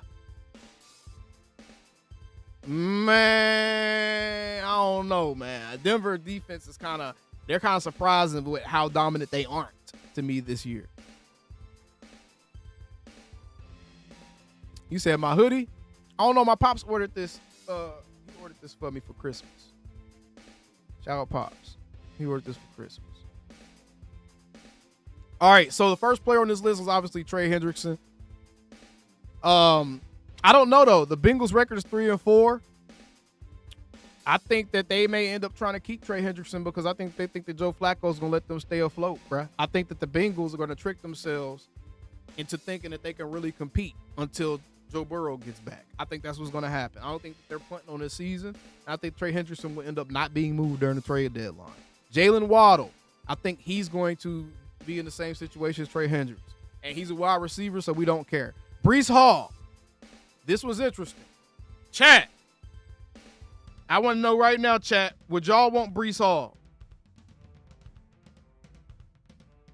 Would y'all want Breece Hall? Appreciate you, Buddha.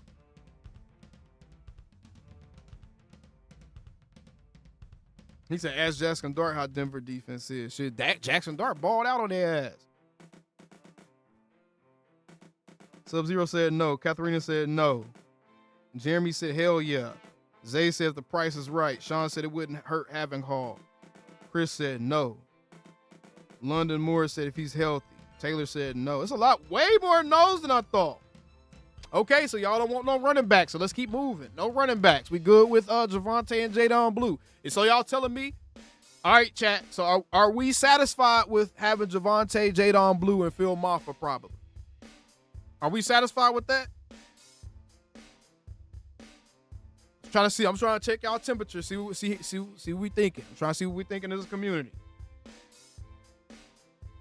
Everybody want to focus on defense. I agree. I think that all your draft picks and any trades need to be defense. I think all your draft picks and any trades need to be defense. If you have any offensive draft pick, it better be a high running back, a round 2 type dude or something, like a stud.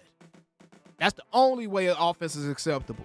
And that's because you need somebody else just to kind of go tandem with Javonte. But I think that all draft picks, all high draft picks, and all trades should be towards that defense. Me personally. That's where my mind is. All right. So no Breece Hall. Oh, here's one I want. And ESPN is predicting him at a 50% chance to get traded. Reek Woolen, cornerback, Seattle Seahawks. Here's the buzz. Multiple league execs have Woolen earmarked as a strong trade candidate leading into the deadline. Quote, they've been wanting to move him for a while. One executive said, quote, he doesn't fit what Mike McDonald wants to do. Woolen would be best served going to a team that can utilize his man coverage traits. One potential hurdle to a deal, Seattle's other starting corner, Devon Witherspoon, has had a difficult time staying healthy this season. We all got to hope that Devon gets healthy. Interesting. The tape says a fourth-year pro with 6'4" frame and elite speed. Woolen has 11 interceptions and 30 pass breakups in his career. Inconsistent tackling and lapses in eye discipline have prevented him from reaching his ceiling. But Woolen has the physical traits to help a defense majoring in man coverage. We are not majoring in man coverage, but I think again that's because of personnel and matchup reasons. I think if we had the guns to play more man coverage on the outside, I think that Eberflus would. I think he would leave his corners on an island, and he would have everybody else pretty much zoned up or blitzing. That's what would be going on. If he had corners that can really play man, he would lead them on an island, and he would have everyone else zoned up or blitzing. That's what would be happening, bro. So, Rick Woolen, to me, this is one that I would definitely want to see. I would hate to see him go to Philly. That would really suck. I would hate to see him go to Detroit. That would really, really suck. The other two teams don't scare me. I don't care. I'm not a Baker Mayfield believer. I think he's a product of media hype. I really do. He's one of those guys that the media really, really, really, really wants to be successful. And so they're going to make sure that they highlight any positive he does and blow it up. It's even more than what it should be. There's no way anybody should be looking at Baker Mayfield as being more of an MVP candidate than Dak. I can't believe that conversation has been a real conversation, bro. That's crazy to me. Jacoby Myers, we don't want a wide receiver. We don't need a tight end. We don't want a wide receiver. Jalen Phillips, edge, Miami Dolphins. And we're going to open up the call-in lines after this one. After we do these, look over these trades. We'll open up the call-in lines for a little bit. Jalen Phillips, edge, Miami Dolphins. Predicted chance of getting traded, 30%. The buzz, Phillips and teammate Bradley Chubb have circulated in trade rumors. Multiple teams I spoke with believe that Phillips would hold more value than Chubb due to upside. A string of injuries stalled his rising star status, but he's working his way back. But there's this. Dolphins coach Mike McDaniel said last week that any Dolphins trade rumors are baseless currently. And that comment was baseless currently because his ass might not even be the coach soon. So you don't know what the hell's going on. How y'all feeling about Bradley? How y'all feeling about Jalen Phillips?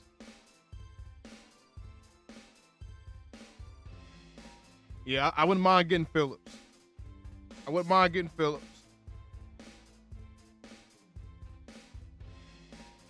Noah said, if Tariq gets traded, I'll send you his autograph card. I have AOC. That's fire. I wouldn't mind getting Phillips. He said Woolen at safety. Nah, I'm putting Woolen ass at corner, boy. Everybody cool. It sound like people cool with Woolen. I'm getting Woolen. I ain't gonna lie. I don't care what the hell the chat's saying. Woolen is somebody I'm going after. Y'all getting vetoed for Woolen. Yeah, I wouldn't mind Phillips either. Alontae Taylor, cornerback, New Orleans Saints. Interesting. The buzz, this will be a surprise, but it's still one to watch. The Saints don't want to trade Taylor, but will consider if they receive a strong offer. He's on the radar of a few teams. Taylor is a 2026 free agent who figures to earn a big payday, and it's worth noting that the Saints have a young core of defensive backs that they like in Kool-Aid McKinstry, Quincy Riley, and Jonas Sanker.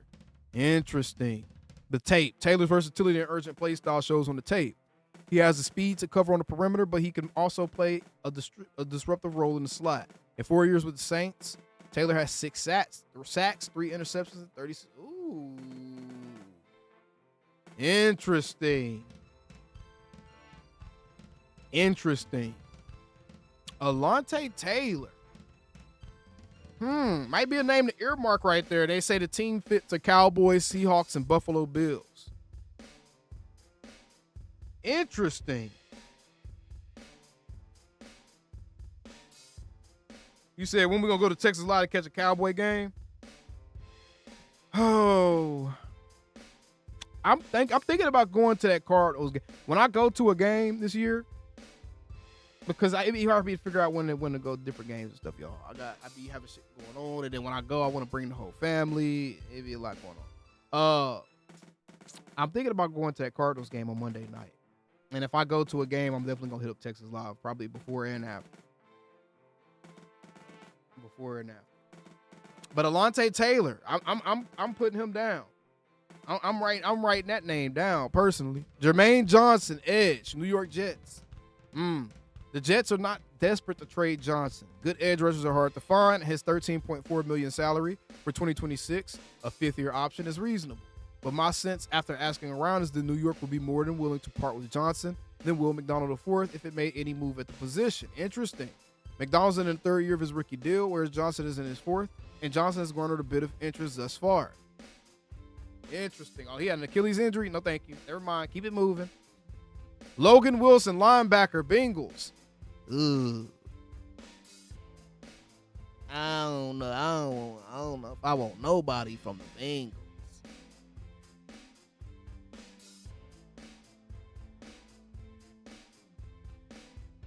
I mean, he may be an upgrade, but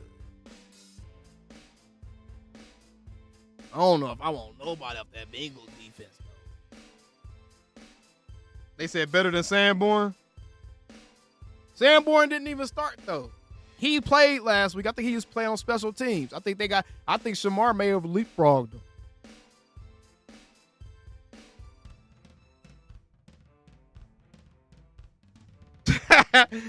They said pass on the Bengals defense. Michael Carter II, cornerback, New York Jets. Damn. Among all of the Jets players implicated in the trade rumors, Carter might have the best chance of actually getting dealt. My understanding is that there is interest in the slot corner. The Jets just picked up a corner in Jarvis Brownlee Jr., who has acquitted himself well, while Carter has missed time at concussion protocol. Carter is 26 years old and can give a new team a steady nickel presence. One obstacle to the trade is his $4 million injury guarantee that locks in on the fifth day of the 2026 league year. The new team must consider that the Cowboys got money. I don't know. We gonna make a trade. We need difference makers. If we're gonna just trade for another lateral guy or another guy that's kind of like in the same ballpark as some of the dudes we have already, that's just a pointless trade. That's pointless. Arden Key, edge, Tennessee Titans. Interesting. They got the Cowboys listed as one of the potential fits here. The Titans are open to trading players who are in the last year of a contract and are not in the franchise's long-term plans. Key fits that mold. And if pass rush hunting teams strike out on big names, Key is a serviceable alternative. The Titans just lost rookie pass rusher Oluwafemi Oladejo for a significant time due to a fractured leg, so they might need to keep Key to offset attrition. Give them Sam Williams and a third or fourth round pick for Arden Key. I'm game. Give them Sam Williams. Give them Sam Williams and like a fifth round pick for Arden Key. Are y'all cool? Would y'all do that trade? Sam and like a fifth for Arden Key. I'm doing it. I'm doing it. I'm doing it. I am doing it. I'm doing it every day, all day, every day. I'm doing it. I'm doing it. Roger McCreary, cornerback, Tennessee Titans. Similar to Key, McCreary is a defensive starter who doesn't fit the long-term plans of a team in transition. His name circulated in trade buzz at roster cutdowns too. He's a reliable corner who can play inside or outside, trades that typically elicit some type of trade interest, even if just for day 3 pick swaps. Yeah, I might be game for that. No tight ends. Arnold Abakete. I don't think that he would get real playing time over here. Braxton Jones. Kingsley Enagbare.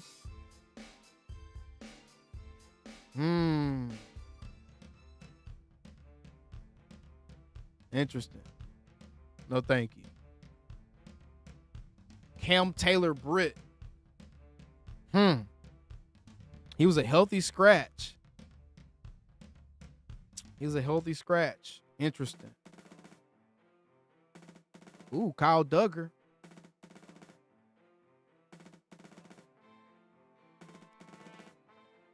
I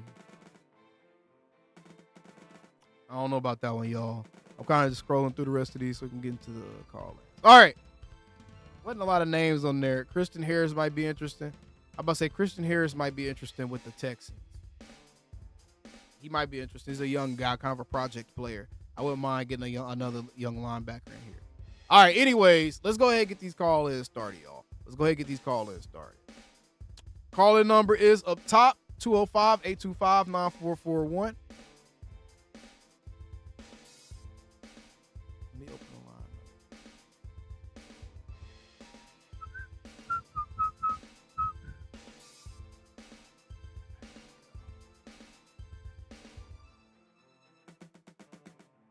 I need some water. I need some liquidation. Boy, I need some liquids.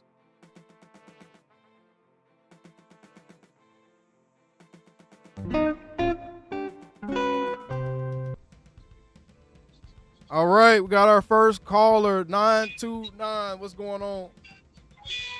What's going on, AOC? How you feeling today, man? Man, I'm feeling great, man. I'm feeling great, bro. We just came off of whooping the Commander's ass. And it's been a great day. It's been a great week, actually, since then.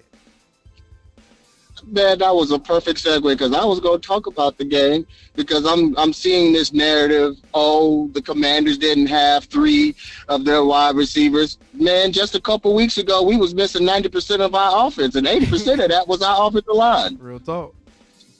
Real talk, like, bro. If we would have lost to that, I believe that was the Jets game, right?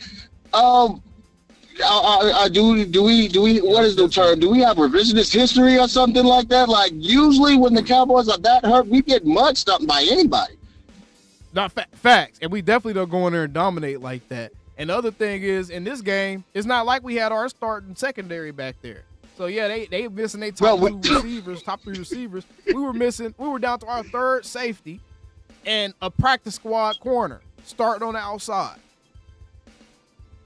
Yeah, yeah. I mean, so it's just like, what are we talking about? What are we doing here? Yeah, what are we talking about? Right. It's like, what are we talking about here, bro? Because if we would have lost that game, y'all would have clowned us.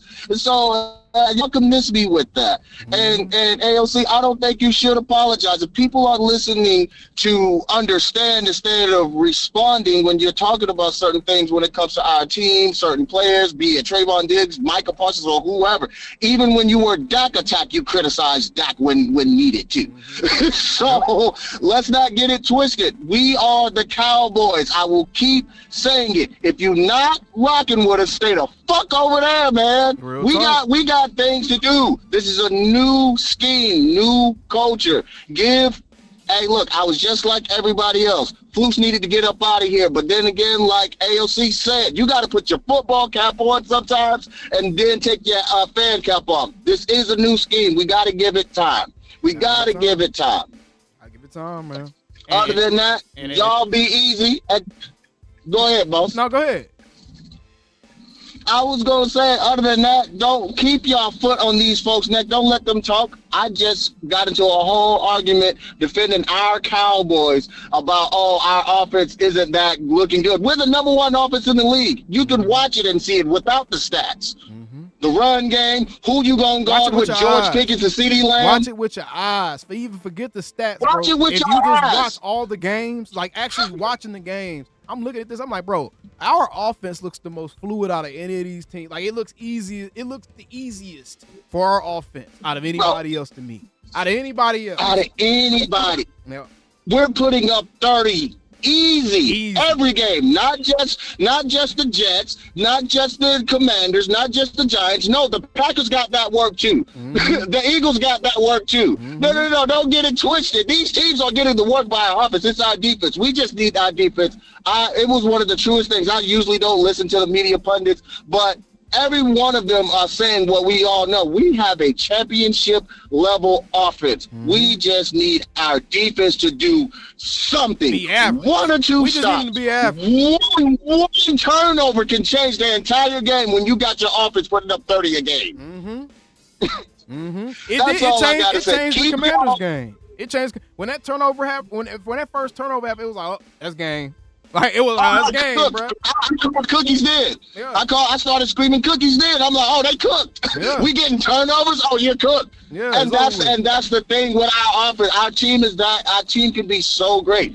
It takes just one to be like, y'all let us get a turnover. You're in trouble. Mm-hmm. You're in trouble now. So, man, look, keep y'all foots on these necks. Don't let these folks move the goalposts, and continue to say, if you a Cowboy, you a Cowboy. If not, get the fuck out of our face. Y'all have a blessed one. How about the Cowboys, man? Appreciate the call. That man went crazy. Yes, sir. That man went crazy. Next caller, 910. What's going on? Hey, how you doing, man? I'm good. I need some water, but I'm good. I just want to see it. I just want to hear your thoughts on, like, do you think Dallas should make a trade, like, for Trevon Diggs to see what they can get? Or I'm gonna put it like this. I think if you can get off of Trevon Diggs, cool. I think that he's probably more than likely going to be an off-season situation that you handle. He isn't owed any more guaranteed money, so he'd be very, very easy to cut before he gets his roster bonus. He'd be very easy to cut. So if you could get off of him, cool. But I think that your priority needs to be adding to the defense as much as you can. Now, do I kind of feel like that Diggs just being there bro, it's kind of like having a piece of soggy bread. It's like going to get a sandwich and then the bread being soggy. It's like, damn, it's still a sandwich, but this shit hitting different now. I think Diggs doing that to the defense. I think he's a soggy piece of bread. And I think that, yeah, he may be an important piece to the sandwich, but it's making the sandwich hit different. You know what I'm saying? It's like, I don't want this. I'm about to take this piece of bread off of here. I'm about to put a different piece. I'm about to go put a piece of white bread on this Subway sandwich because this is way too soggy. You know what I'm saying? Like, real talk. That's what Diggs is for me right now. So, I mean, yeah, I want to get up off of him. I ain't gonna lie, I want to get up off of him. But I don't think that it's an urgent thing that you have to get up off of. Not right now. I think you got to get up off of him after the season, though. do you think we should trade with our first-round picks from Green Bay? Because, I mean, if you have a championship offense, I mean, why not be aggressive and get defensive player? Because we got, DeMar over. I agree. We've got some other promising corners, but I feel like if we get a good pass rush, it'll help both sides, not just one. That's I think that the only way that going defensive end makes sense is if it's a defensive end that speeds up the clock for everyone else. If it's just another defensive end that's kind of like a project, if you go get a Jalen Phillips or something like that and you don't add to the secondary, I personally don't think that changes the dynamic of the defense too much. If you add a Max Crosby or one of those type of guys, then that type of pass rusher helps out the secondary. Just having a pass rusher out there, all pass rushers aren't made equal. So the only way I go pass rusher is if it's a Max Crosby type of guy that's going to make the entire defense play better. It's going to make the dudes on the inside, Kenny Clark and them, boy, they ain't got to worry about getting doubled and stuff no more because now the edge is getting doubled. You know what I'm saying? That's the only way it works. Exactly. But outside of that, I would prefer them to prioritize either their secondary or the linebacker room. Now, with Kenneth Murray. Yeah, definitely linebacker. And I think Kenneth Murray probably just had one of his best games of the season. And I think that he has had flashes showing you he's capable of being the type of linebacker you need him to be. But he's also had some flashes showing you he's capable of losing you games on that side of the ball. So, do you wait for Marvion Overshown to come back? Because if you wait for him to come back and you think your linebacker room is going to be good, then you're really rolling the dice there. I think that you go out, maybe sign like a Eric Kendricks, bring a veteran in, somebody that you kind of understand what his floor looks like. Bring a veteran in, and then go get your secondary. I think you gotta get secondary. I really do.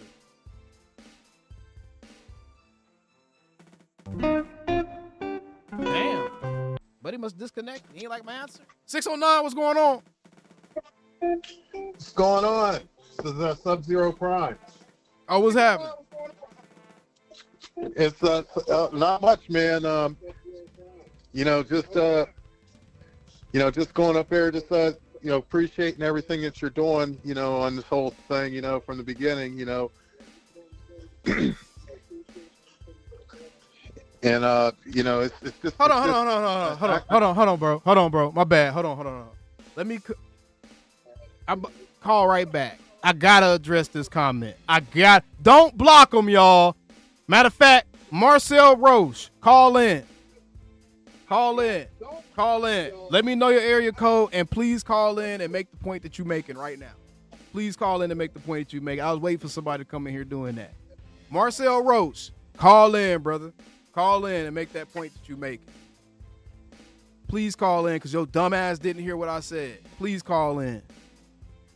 All right, go ahead, bro. Go ahead, 609.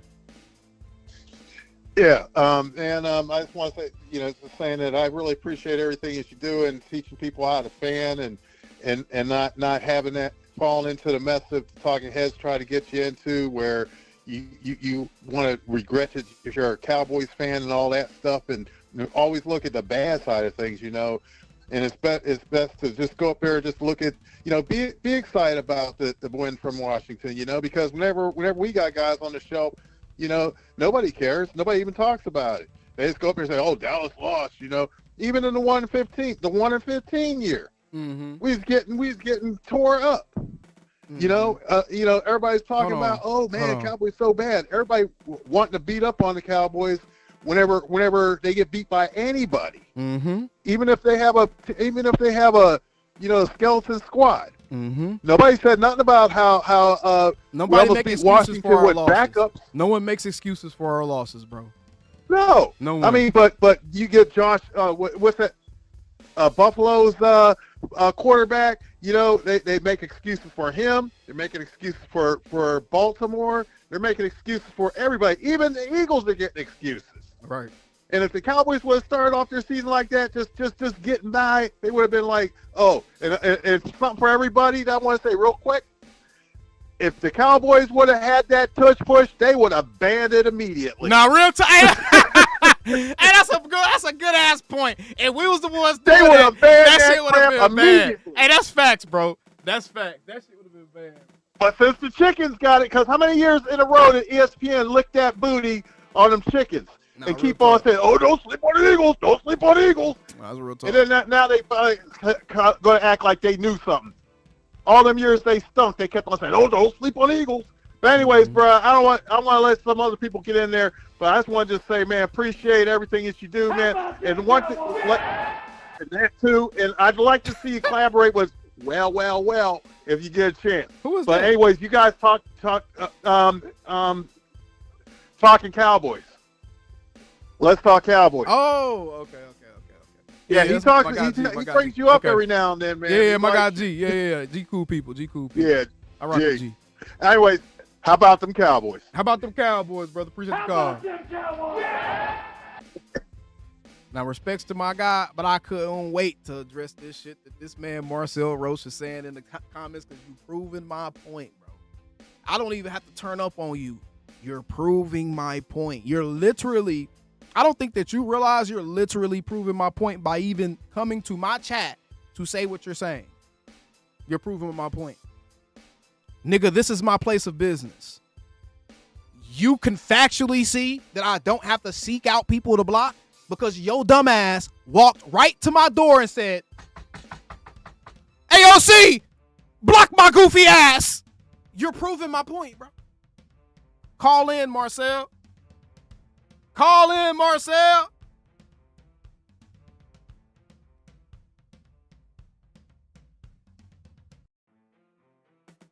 Call in, Marcel.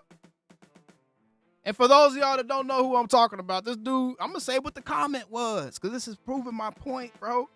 And he spammed it, so he must have been personally hurt by whatever, but he must be personally hurt. He's hurt. He said, just like how you actively seek out people in the comments to block, it's no difference, bro. There's nothing that requires you to look into comments. Place of business and jobs are so irrelevant. Hey, you dumbass. Do you get paid from YouTube every month? And I ain't even trying to flex. Are you making above the national average yearly off of straight up YouTube ad revenue? Shut your bitch ass up, bro.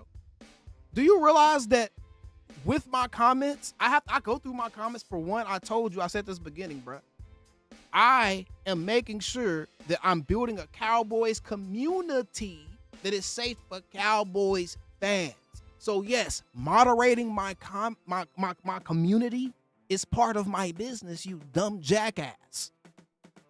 Now, your daddy probably didn't get a full skeet out, so you missing some chromosomes. That's why your brain moving a little slow. Your mom probably swallowed half the load, so you only had half of the embryo to work with. I know you one of them underdeveloped Jones out there. I know you are, because you couldn't comprehend that you coming to my platform while I'm live to comment in my live chat that I'm going to see because it's literally, nigga, over there on the screen. I'm going to see it. You prove my point. You came and injected yourself into my universe. So, yes, nigga, I can block you and kick you out the club because I know it's going to make you mad. Because I know you already triggered. So I know it's going to make you mad that you can't interact with my community. So I'm going to block you. And I don't want to see your goofiness in my community. I'm going to block you. So you just proved my point. Nigga, I ain't never mentioned Trevon. I don't comment on his IG. I don't follow him nowhere. Nowhere. I've never quoted him. I don't mention him. I tweet to the people that follow me. So it is different, nigga. And yes, this is my place of business. Yes, it's my job to see what my community is saying. Yes, it's my job to go through the comments and see if somebody says something about my audio being fucked up, or if they like a certain point I made, or if there's a certain topic that people want to hear me talk about. If there's a video people want to see me react to, you dickhead. There's plenty of reasons for a YouTuber to look at his comments. Plenty of reasons. Especially one that's successful and growing as fast as I am. Because I know what the fuck is going on with my platform. Your goofy ass proved my point. Nigga, you still proved my point that you was born with half of your chromosomes intact. Because you don't see this, call it nigga. Let me help you.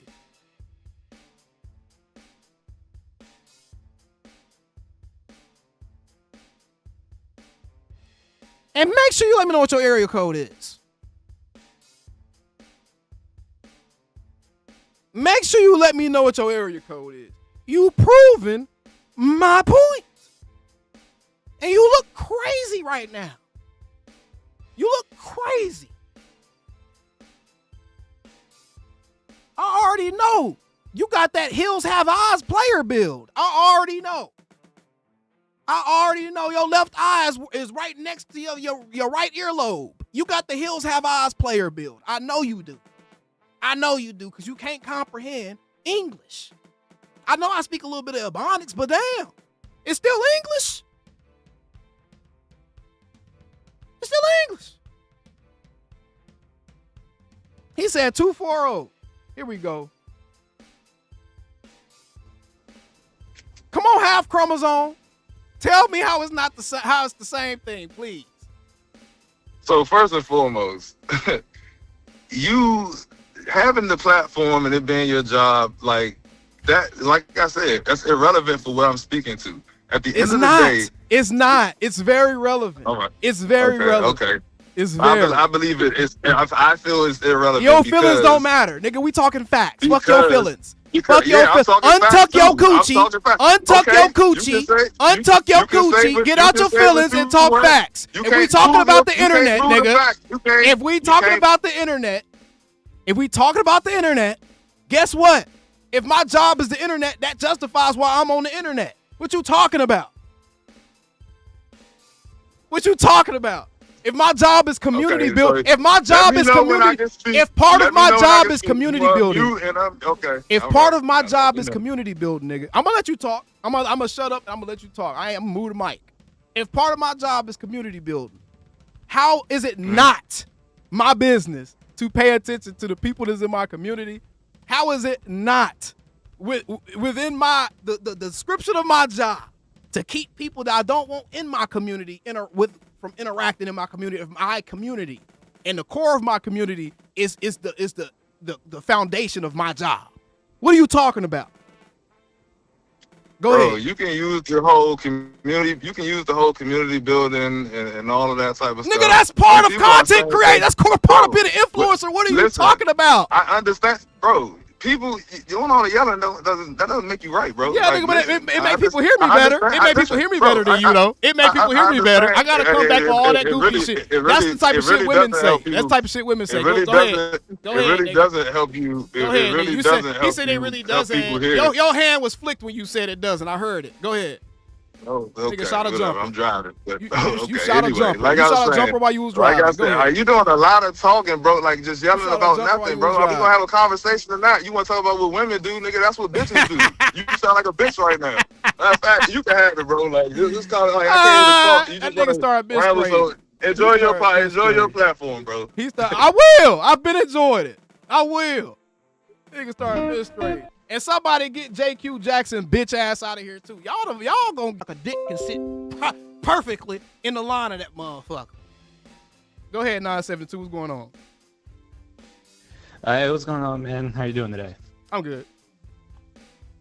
Yeah, just got a quick question. Like, with the historical offense that we have currently right now, how much would you be willing to give up for like a Max Crosby or one of the players that will definitely move up the needle, like to try to win now situation? How much would you give up? I ain't gonna lie to you. I would be willing to give up the equivalent of those 2 first-round picks to make moves. Okay. To make enough moves to supplement this thing with the way the offense is playing and how close you realistically are. Because now you're one phase away on the ball. Your special teams is cool. Your offense is amazing. It's top of the league. You're one unit of your squad away. Your coaching staff, you feel like you have the right guys in place, at least the head coach for sure. You're one unit away. Mm-hmm. Make that move. Make that move and take some serious swings at this thing for the next 2 to 3 seasons, bro. Real talk. And deal with the outcome of that. Yeah, no, I agree. I was like, because I was sitting there thinking, like, I agree with you 100% on Diggs. He got to go. But, like, to get a Max Crosby, what if the Raiders say, like, they just announced, you see it right next to your face, that they have no interest in getting rid of him. Mm-hmm. But what if they call him back and just like, hey, what if we give us 3 of your first rounders? Right. And you get Max Crosby. Like, no. No, I'm not. No? That's too much. That's too much. Yeah, to me, that's too much. They getting over at that point. Mm-hmm. They getting over. Yeah, no, that I was just curious because like I'm over here saying like, man, to give us a shot, I just might, I don't know, but then you never know. I might wake up tomorrow morning and be like, man, I was thinking stupid yesterday. No, that's too much for me. I ain't gonna lie, that's too much for my blood, man. I have to pull out. I have to pull out. Yeah. Yeah. No, that's really all. I'm just trying to see, how.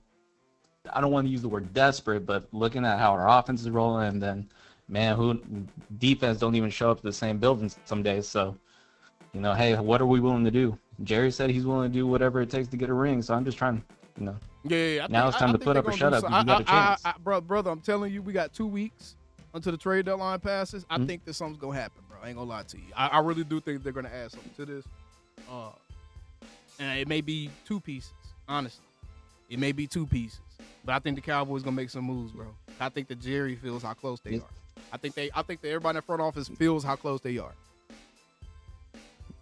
Yeah, no, I 100% agree. And the one thing I did disagree with you, like after the 2023 season, you had to pull me back onto the Dak train because I was ready to get off of him a couple years, but then I found your channel, man, and I was, you know what? Yeah, Dak ain't the problem. So, keep doing what you're doing, man. Woke up a little bit, my brother. Yeah, no, keep doing what you're doing, man. You're doing the Lord's work. Spreading the news on the go. Appreciate you, brother. Hey, appreciate you, man. How about them Cowboys? No, keep doing. Yes, sir. How about them? All right. But yeah, man. Y'all thought that he about to get up here, about to have a serious conversation? No, nigga. No, nigga. No, I was just playing. I am actually interested. Now you know what's crazy? I'm actually interested to hear what his talking point would have been, because I can't understand how people can possibly not. How can you just dismiss the reasoning that, nigga, my job is an influencer and community building? Of course, I'm going to be having to interact with my community. Of course, I have to see what's going on in my community. I have to see all the goofy shit people say. I have to. And I don't have to look for it either. I don't look for it. I don't go through my shit and just be like, let me look for all the negative stuff people saying. No, fool. I open my app. When I'm looking at my content, I open my app, and the first thing I can see on like the bottom half of my screen right here, the first thing I'll be seeing is the comments, most recent comments.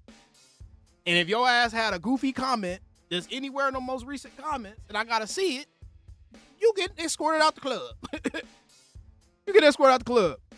Blaine said, yo, AOC, I saw that video with AOC against 10 fans. Was dope. I appreciate that.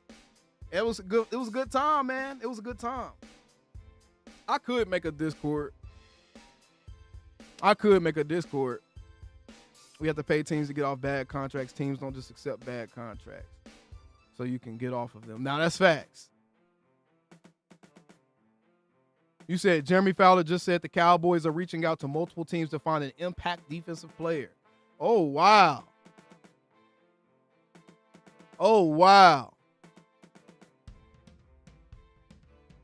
Now, real talk. Seabass, this is AOC, not USA. Real talk. Let me see what Jeremy Fowler talking about. Y'all said Fowler said what?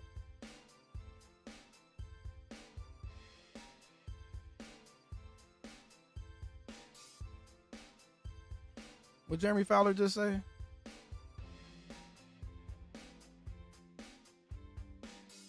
You say you just got a report, notification?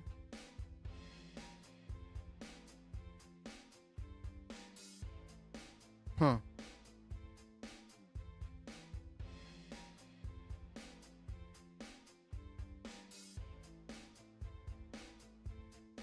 Oh, I think he was just going over what we just looked at.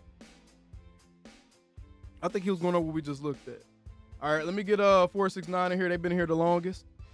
469, what's going on?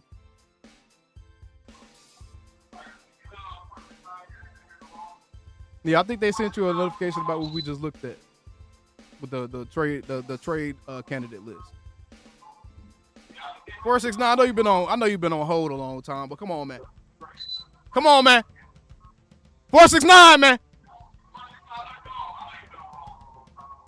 I can hear me in your background, man. I know you hear me on the screen, man. I'm talking to you, man. Yes, man. Yeah. Can you hear me? Yeah, I can hear you, man. It's me. You know what this is? No. The one who predicted that picking trade. Hey, you gotta say my name or something, bro. No. Nigga, who is you, Joe Hendry? Talk about some say my name and I'll appear. What you talking about? No. But I want to say, can we stop trading the running back? Y'all not showing Jalen Williams his respect.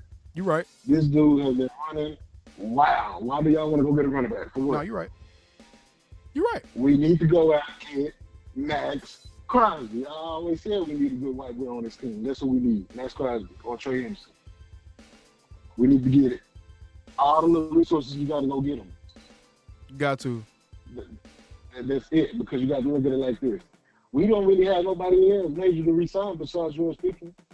We don't even have to get his contract done next year. We can franchise tag him. You can franchise tag George if you wanted to. And franchise tag him the next year. And that's a great point, bro. Like, people don't realize the Cowboys aren't on the hook for nobody else's contract except for Brandon Aubrey. He's the only other priority contract they have left to sign, bro. They already did Tyler. They did DeRon Bland. They did everybody else. It's just Brandon Aubrey. Because I don't think they re-signing Sam. You know, a lot of these other guys are on one-year deals. They're going to let them go. And George going to have to get re-signed. But that's a great point. But, the pass rush, maybe a safety, maybe.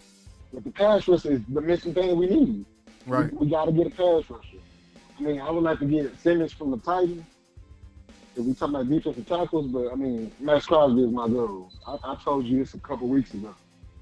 No, fact. I think, I told you this a couple weeks ago. That would be a dream scenario. I think Max Crosby would be a dream scenario.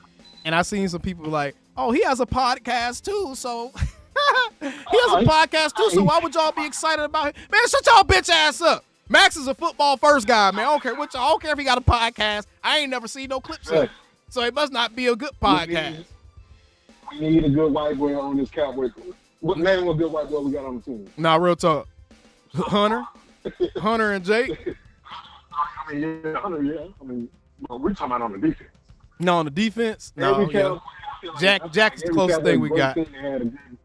We had Bob, Billy, Randy White. Let's go get Max Crosby. No, facts. Facts, bro. Facts. I'm with that kind of move. I'm with them making any move though. I'm not gonna be down on any move that they make. Honestly, any move they make is a good move for me. Yeah, any move, but it has to be a. It gotta be a meaningful move. Yeah, it gotta be a meaningful. In a good way, big way actually. Yeah, big way. Yeah. Because I mean, Jesus, Michael making us look. I mean, I know it was against the Cardinals, but he finally got 3 sacks. I couldn't believe. Fuck that dude. Fuck them sacks and fuck that dude, man. Not fuck him personally. I'm talking about fuck him on the field. Man, hey, man. I'm about to give a damn. He finally did something against Jacoby Brissett. Jacoby Brissett. Cut it out. That's why we need to get that Crosby. I'm going to keep saying it. Speak that shit in the air. Just keep speaking in the air. Yeah, just keep saying it. Speaking it to existence. I believe it's power of the tongue, bro. I believe in that. I was on his Instagram. He follows the Cowboy fan page. Yeah, he followed a whole bunch of. He followed a bunch of Cowboys yesterday for some reason. Exactly, but why would he be following? I don't know. I don't know why he did that. I don't know why but he absolutely did though. He did. That don't make no sense at all. If you can go look right now. He's still following that fan page. Which one he followed? He followed Cowboy Network or something. I'm gonna go look. Oh yeah. The Cowboy Network. Yeah. They got me blocked too. Yeah, they got me blocked on X. I ain't even did nothing to them. I haven't even said nothing. I don't know. They got me blocked. I didn't do nothing to them. Some people really just, bro. Some people genuinely don't like me as a person, and I'm blocking this fool. I don't know. That nigga allowed it. Blackball. They blackballed you, my boy. They tried to. They can't blackball somebody that got more pull than you do. Yeah, they tried to. Love from a lot of guys like me. Nigga, you be cussing and shit, nigga. Like, nigga, ain't no other niggas out here doing that shit, nigga. You sound like me. Hey, man, cuz, bro, I'm not up here trying to get hired on nobody's, corporate platform. I'm not trying to get no job with the team. Bro, I'm trying to be able to sit here in the comfort of my own spot, talking football with my people and provide my people a safe place to talk football. I'm trying to get like these shit. I'm gonna try to get a YouTube going and just stop my shit. I already got a video posted, but that one got like 2 views. You gotta post videos every day, bro. Do you see how much I post? I know. I'm about to say, do you see how much I post, bro? Like people be thinking that YouTube sweet. Like, I'm gonna get on YouTube, post me a couple videos, go viral, and you start getting rich. Like, no, boy, you gotta grind.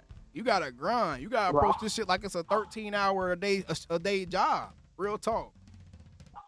I was trying to say something that make you laugh. Like, before George Pickens got traded, I texted Jerry Jones' daughter and his grandson, and I told them to go get him. I can show you the screenshots, but I don't know how to send it. You just sent it on Instagram? Yeah, I tried to. They got IGs? Yeah. I'm gonna have to find their IGs and his start daughter talking to them. And I texted his grandson. His grandson don't got that many followers, so I was like, man, hopefully he can read this, man. Yeah, I'm about to follow them boys. I'm about to try to get my AOC influence in that build. I'm like, hey man, go tell your granddaddy go get Max and quit bullshit. Yeah, I'm about to text him right now. Go get Max. I'm gonna show you the screenshots. I don't know. I'm gonna show you maybe on Twitter. Maybe I don't know. Yeah, you can show you screenshots. You can show you something on Twitter. Yeah. But all right, bro. Appreciate the call in, man. Your ass was late for a minute, bro. Yeah, I'm falling asleep. And the chat said it too, chat. Y'all was right. Who said he was asleep? Who was the first person that said he was asleep in the chat? You just won the next giveaway. Who was the first person that said he was? I seen somebody say he was asleep. Who said that shit first? But appreciate the call, bro. Okay. Yeah. Appreciate you.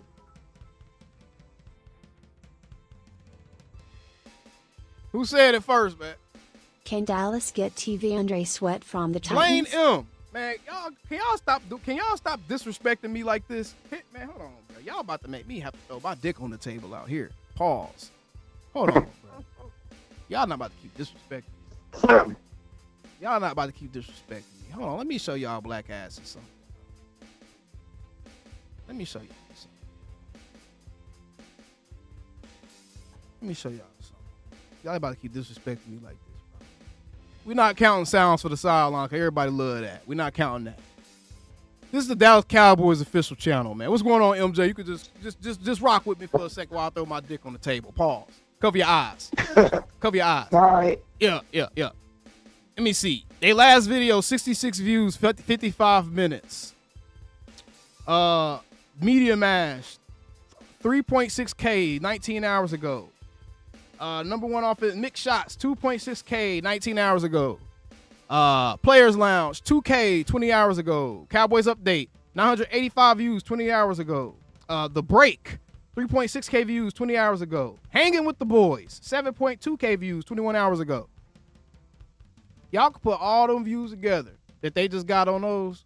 And I'm not trying to be funny, bro. But y'all about to quit doing this, bro.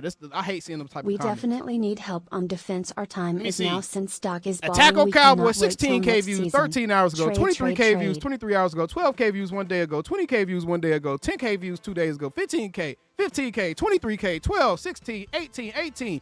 I could go to any and every Cowboys platform you want me to go to on YouTube. And my numbers are consistently better than theirs.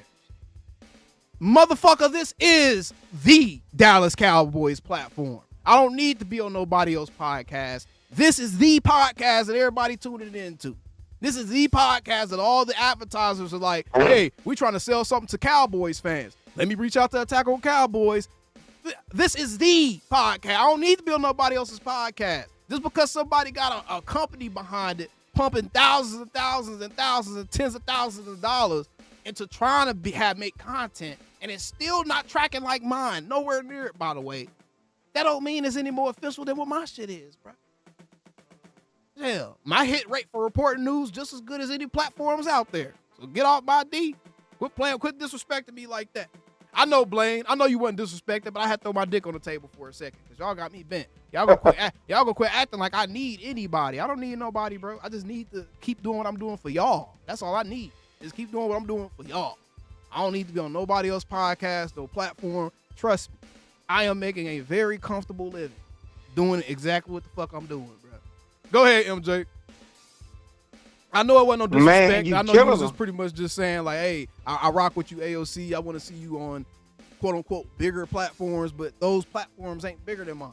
That's my point. On the internet, they not bigger than mine. More people seeing my shit. But go ahead, yeah, MJ. they like your content better. Cause you make good stuff. Real talk. You killing them. You are killing them. Oh my God.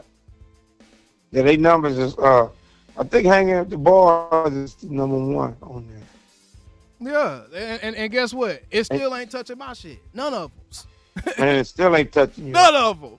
So, yeah. you know, and respect to all of them. Great people. That's not the point. It ain't about disparaging the creators or anybody that's on the platforms. I'm just making a point. Y'all That's right. Disrespecting me and acting like I'm small peanuts out here. I ain't gonna take that disrespect. Now you killing them, man. It's a good job. Your content sound good. That's why. Make good. When you got stuff that make good sense and sound good and real, why you think Diggs block you? Hey, cause he know people listening to the shit that I say, bruh. Yeah. That's what and the you problem tell is. Facts. And I'm talking you truth. Him. I'm like, Diggs, bro, I'm not about to play with. I see what you are, bro. I see how you move, and I see what I see your angle. What Kendrick say to Drake? I saw your ankles before you made it. Yeah. His platform, he like a little baby, and he's into his feelings instead of just playing good football and making all these excuses. Because if a guy paid me $25 million, I could play off man and on man. Doesn't matter. Real talk. You know, if you can't, I'll go play bump and run. Yeah, you playing bump and run, and still getting torched. No, real talk. Nah, Sub-Zero, I know you weren't trying to be. So I told you, G cool. G got my number, hell. So he cool. I'm cool with G. G cool. But go ahead, more. So the one guy came on there and you heard his feelings, so he got up there quick. Nah, because he thought I was going to see, because, bro, black people got this shit bad, too. Them motherfuckers would really sit there and try to tell you how your job works. And it's like, nigga, why are you trying so hard to make it? Impala. Wanna be a baller, shot caller, 20-inch blades on the Impala. Yeah. Caller getting lit tonight. Just a roll tight, gotta spare my Ike. I hit the highway. Making money the flyway, cause it's gotta be a better way. A better way. Yeah, I'm a baller. I'm a 20-inch crawler. Blades on Impala, diamond rock waller. I-10 hauler, never leader, not a faller. Oh, let me stop. Y'all almost brought the hood out of me. Y'all almost brought the hood out. If I'm the Joneses, so we can get this favoritism out of here, he need to go on and get Simmons. I'm telling you, he need to trade Mozzie, Jalen, one of them offensive linemen, because they ain't gonna be here. This is what you call last year, my boy, Bass, and help TJ, like Tennessee. I think they need to get value off of them boys, bro, because I think with the way that TJ and Brock them played, boy, they can get some trade value off of some of them boys. They sure can with Bass. Tennessee, okay, we'll help you. Help your young quarterback. We're gonna send you Bass. We're gonna send you Mozzie, and we're gonna give you Jalen, and you give us number 98. Nah, real talk. Then you go get the DN, one of them boys. Your boy, I'll trade Sam. Sorry, Sam. I'll trade Sam, and first I hit him with the number 2, and get one of them DNs. Whoever want to come. He said, sorry, DN. Sam, hey, Sam better get his shit together. That's all I got to say. Sam ain't doing nothing. Yeah, he better get jumping his shit together. offside. He was supposed to be making himself some money this year, and he's still doing the same goofy shit he was doing last Doing the same season. goofy thing. Yeah. Can't get a rush. Can't get to the quarterback. And we want you to play well, big dog, but we just called a spade a spade. Yeah, bro. man. Like, I ain't on here to I wipe thought he y'all was gonna booty turn cheeks, it bro. out. Shit, I ain't on here wiping y'all asses with baby wipes, bro. I'm keeping it real with y'all. Fuck all that. Yeah, Y'all you got to grown-ass get these men. guys out of here. And no more. You can't hold their hand no more. You got to get rid of them. Sorry, man. We trying to win a Nah, chip. we're trying to win a chip, bro. The Diggs and his Yeah. mood swings and his menstruating and Sam and him wanting to be a C-list celebrity and man, dudes that ain't focused on like really trying to win, bro. Like, come on, man. Because I'll trade him over to the AFC, Diggs. I trade him for a trade. Boy, linebacker. this is how little I think of Diggs. I would trade him to the Eagles. They need corner help. I would trade him to the Eagles. And Wow. that's how much I think of Diggs. I would trade him to the Eagles, and that would help. That would help our chances of beating. I wouldn't even get nothing. I trade him for a 7th round pick just to get off his ass. That'd help. That'd probably help our chances of beating. They ain't gonna trade him to. I'll trade him to a sorry team. Like I'll trade him for Chubbs. Who, Bradley Chubb? You traded to Miami? Yeah. I would. Miami. I said on Twitter I would do a Diggs for Minka Fitzpatrick swap, and if they wanted, Oh yeah, that's that's the one. Yeah, Diggs for there you go. I would do Diggs for Minka. Yeah. There you go. That's the one I'm telling you. I'll do Now Diggs you for just me. fix your D tackle, you fix your DN, and you got your safety. Mm-hmm. And if you don't no disrespect, I'll probably trade number 6 Wilson over there too. I'm getting all them boys out of here. Get some boys. Bell said, "No, don't start that." You know, some folks go, "What you talking about? What I do?" Yeah, cause Stover gone, and you ain't gonna have him anyway next year. You know what I'm saying? Yeah. Because you're gonna sign Pickens, you'll be a fool Y'all ain't about not to to make me miss my sign lunch Pickens. date. Y'all ain't about to make me miss my lunch date. But just look what you just did. Look what we just did. We got rid of all the boneheads. Only one ain't above. The only one that's left is Diggs and Sam. Yeah. To me, those are only 2 dudes you looking at, and you like, I don't Yeah, know. because you get that DN, you get the DN from Cincinnati or Oakland. Now, and then you put number 98 there, your big boy from Tennessee, because they want to trade him, and then you get Fitzpatrick. I mean, you know, if you're a linebacker, and you got Overshawn coming back with them linebackers, oh my God. You got the safety back there. I'm the just happy corner. to hear that Jonathan Mingo was activated, so we're gonna have him back. Savon, I was actually pleasantly surprised to see Savon Rebels 21-day practice window gets open today.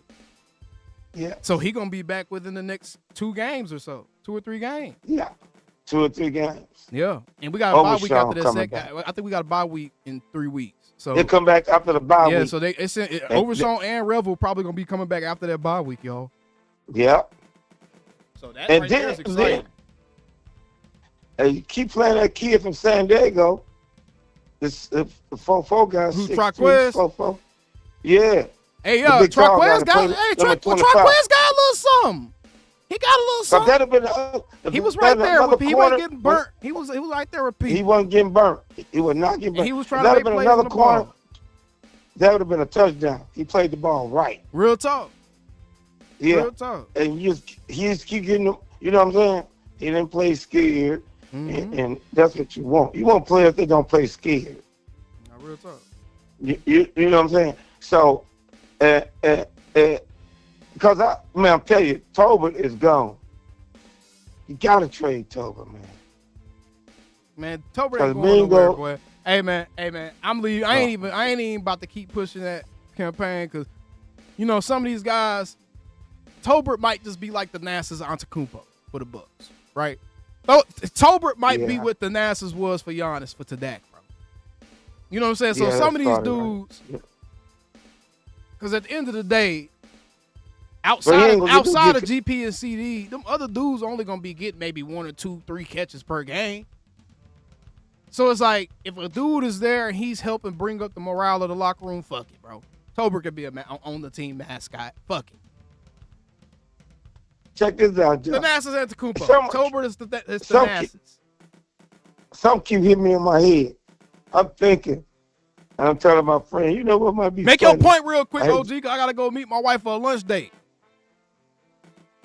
Number 4 from Ohio State get drafted by the Cowboys. Who? Oh, you talking about Jeremiah Smith? Man, cut it out. That shit is not going to happen. He's going to be a top 5. Yeah, he going to be top 5 and everything. That shit is not going to happen. We done already won too many games to draft him. I know everybody wants that team. Man, for real. But I appreciate the call, LJ. I'm about to get up off. Good call, man. And tell everybody to stop crying. Take your thumb out your butt. You know how we do. You know how we do. People be thinking I be tripping, but yeah, hey, man, part of the platform is coming up here and telling people shut their bitch ass up. Y'all gotta, hey man, y'all gotta. I'm just saying, hey man, hey, this ain't never personal for me, man. That's literally what the platform is. That's what bitch ass up. But either way, hey, man, you got all them views. Man, change that system. You still ain't changed the system, man. I'm cheap. We want to hear you. I'm cheap. We can't. I know you're being cheap. I'm cheap. We can sit back in the locker and listen while we wait on hold. Change that shit today, man. All right. Appreciate you, bro. All right. That man crazy. All right, real quick, because they was in the call in already. What's going on? 713, what's happening? Man, AOC, let me tell you something, bro. Jerry needs to go and get off 2 of them first-round picks that he got from Green Bay to get Max Crosby, bro. You know what I'm saying? I mean, he going to save $17 million a year. That sounds like a good bidding deal right there. You know what I'm saying? No, real talk. And essentially, you got them 2 picks. Man. I wouldn't mind getting off them 2 first-round picks if it gets you a Max Crosby. Hell, even if it gets you, I ain't gonna lie, even if you get Trey Hendrickson and you would give him an extension with that shit, that essentially is you getting Kenny Clark and Trey Hendrickson or Kenny Clark and Max Crosby for Micah, and I'm with that all day. I'm with that all day. Exactly, man. That's a good finesse right there, man. You got a good DT. You know, we get DT in the middle. We done got a pass rush of the same caliber as Micah. You know what I'm saying? And we in the game right there, man. And you save money on the cap. No facts, bro. You hear me? That's a good smart move right there. Hey, and I'm gonna tell you another thing. I keep seeing Stephen A. They starting to jump on the bandwagon. And you was right about all them people making content when they was hating on Shotty. Man, Shotty who was this high, man, Shotty been the best thing. I'm gonna say, bro, been the best coach we done had since Jimmy Johnson, bro. You know what I'm saying? All he needed that winning pedigree. He get that reputation for being a championship coach. Everybody gonna be Cowboys fans all of a sudden, right? I ain't gonna let it happen, though. I ain't gonna lie, I'm gatekeeping, bro. And I fought too hard. I fought too hard to keep Cowboys fans from trying to jump off bridges and drink bleach. And it was too many people out there that was trying to make Cowboys fans jump off bridges and drink bleach. And I ain't gonna let them motherfuckers. That's 'cause they don't I ain't be gonna from let them Texas, come and bro. contaminate the fan base again. I'm not doing it. We from Texas, man. I'm from Houston. You from Dallas. You know what I'm saying? Real So talk. we actually rooting for our state. You know what I'm saying? Nah, A lot real of people talk. be That's what you Cowboys fans, they understand, be bro. from out Like of town. real shit, bro. Yeah, we hometown. Yeah, this hometown. And I'm with you with Diggs. Fuck that nigga, man. Get his ass the fuck out of here. That nigga trash. His pussy hurt. You know what I'm saying? That nigga, For real, bro. Hey, that nigga got a concussion from falling on his pussy, man. That nigga trash, bro. He ain't been doing shit. That nigga ain't been doing shit since the year. You know, he got them interceptions or whatever, man. But you know, we gonna see what Trevon Diggs gonna do, man. I got faith in bro, man. But I'm telling y'all, Johnny Butler, when bro was playing, he was looking like Dion out there, He bro. was playing well, and I swear to hope God. he come back and he plays well like that again. But we'll see, bro. We'll see. The game before he got hurt, bro was out there being a shutdown corner. I Yeah, was he like, was. He was balling. No, he was balling the fuck out. Man. I was thinking like him on the outside and Diggs on the other side. Fowler and said the Cowboys he working on a in the middle. Pickens extension. Damn. Yeah, but either way, We gonna be straight, bro. We just need a pass rush and get rid of them two trash ass safeties we got. Both of them niggas. So Donovan Wilson, if there was a stat that showed who give up the most touchdowns on our team, Donovan Wilson bitch ass probably would lead the. Nah, he probably would. Lead the He would whole probably thing. lead the team. For That sure. nigga sucks. He a good tackler. He would He lead probably the team, he played the box well against the run, but he is not a coverage corner. I mean, a coverage DB, man. And our Eberflus, man, he sucked, bro. I really wish they would have promoted Al Harris. You know what I'm saying? And let bro. But I gotta go meet my wife for lunch, nigga. Yeah, I gotta meet my wife for sure. lunch. But I appreciate the call, my boy. All right, my boy. All right, bro. For sure. Yeah, y'all trying to make me miss my lunch date, man. Y'all trying to make me miss my lunch date. Appreciate y'all for tuning in with your boy today, bro. I promise I'm gonna try to get back more consistent with the lives. I know I've been kind of leaving y'all stranded out here to take in this subpar entertainment. Got y'all. Either way, y'all know how we on this thing. How about them Cowboys? And I'll see y'all on the next one. Peace.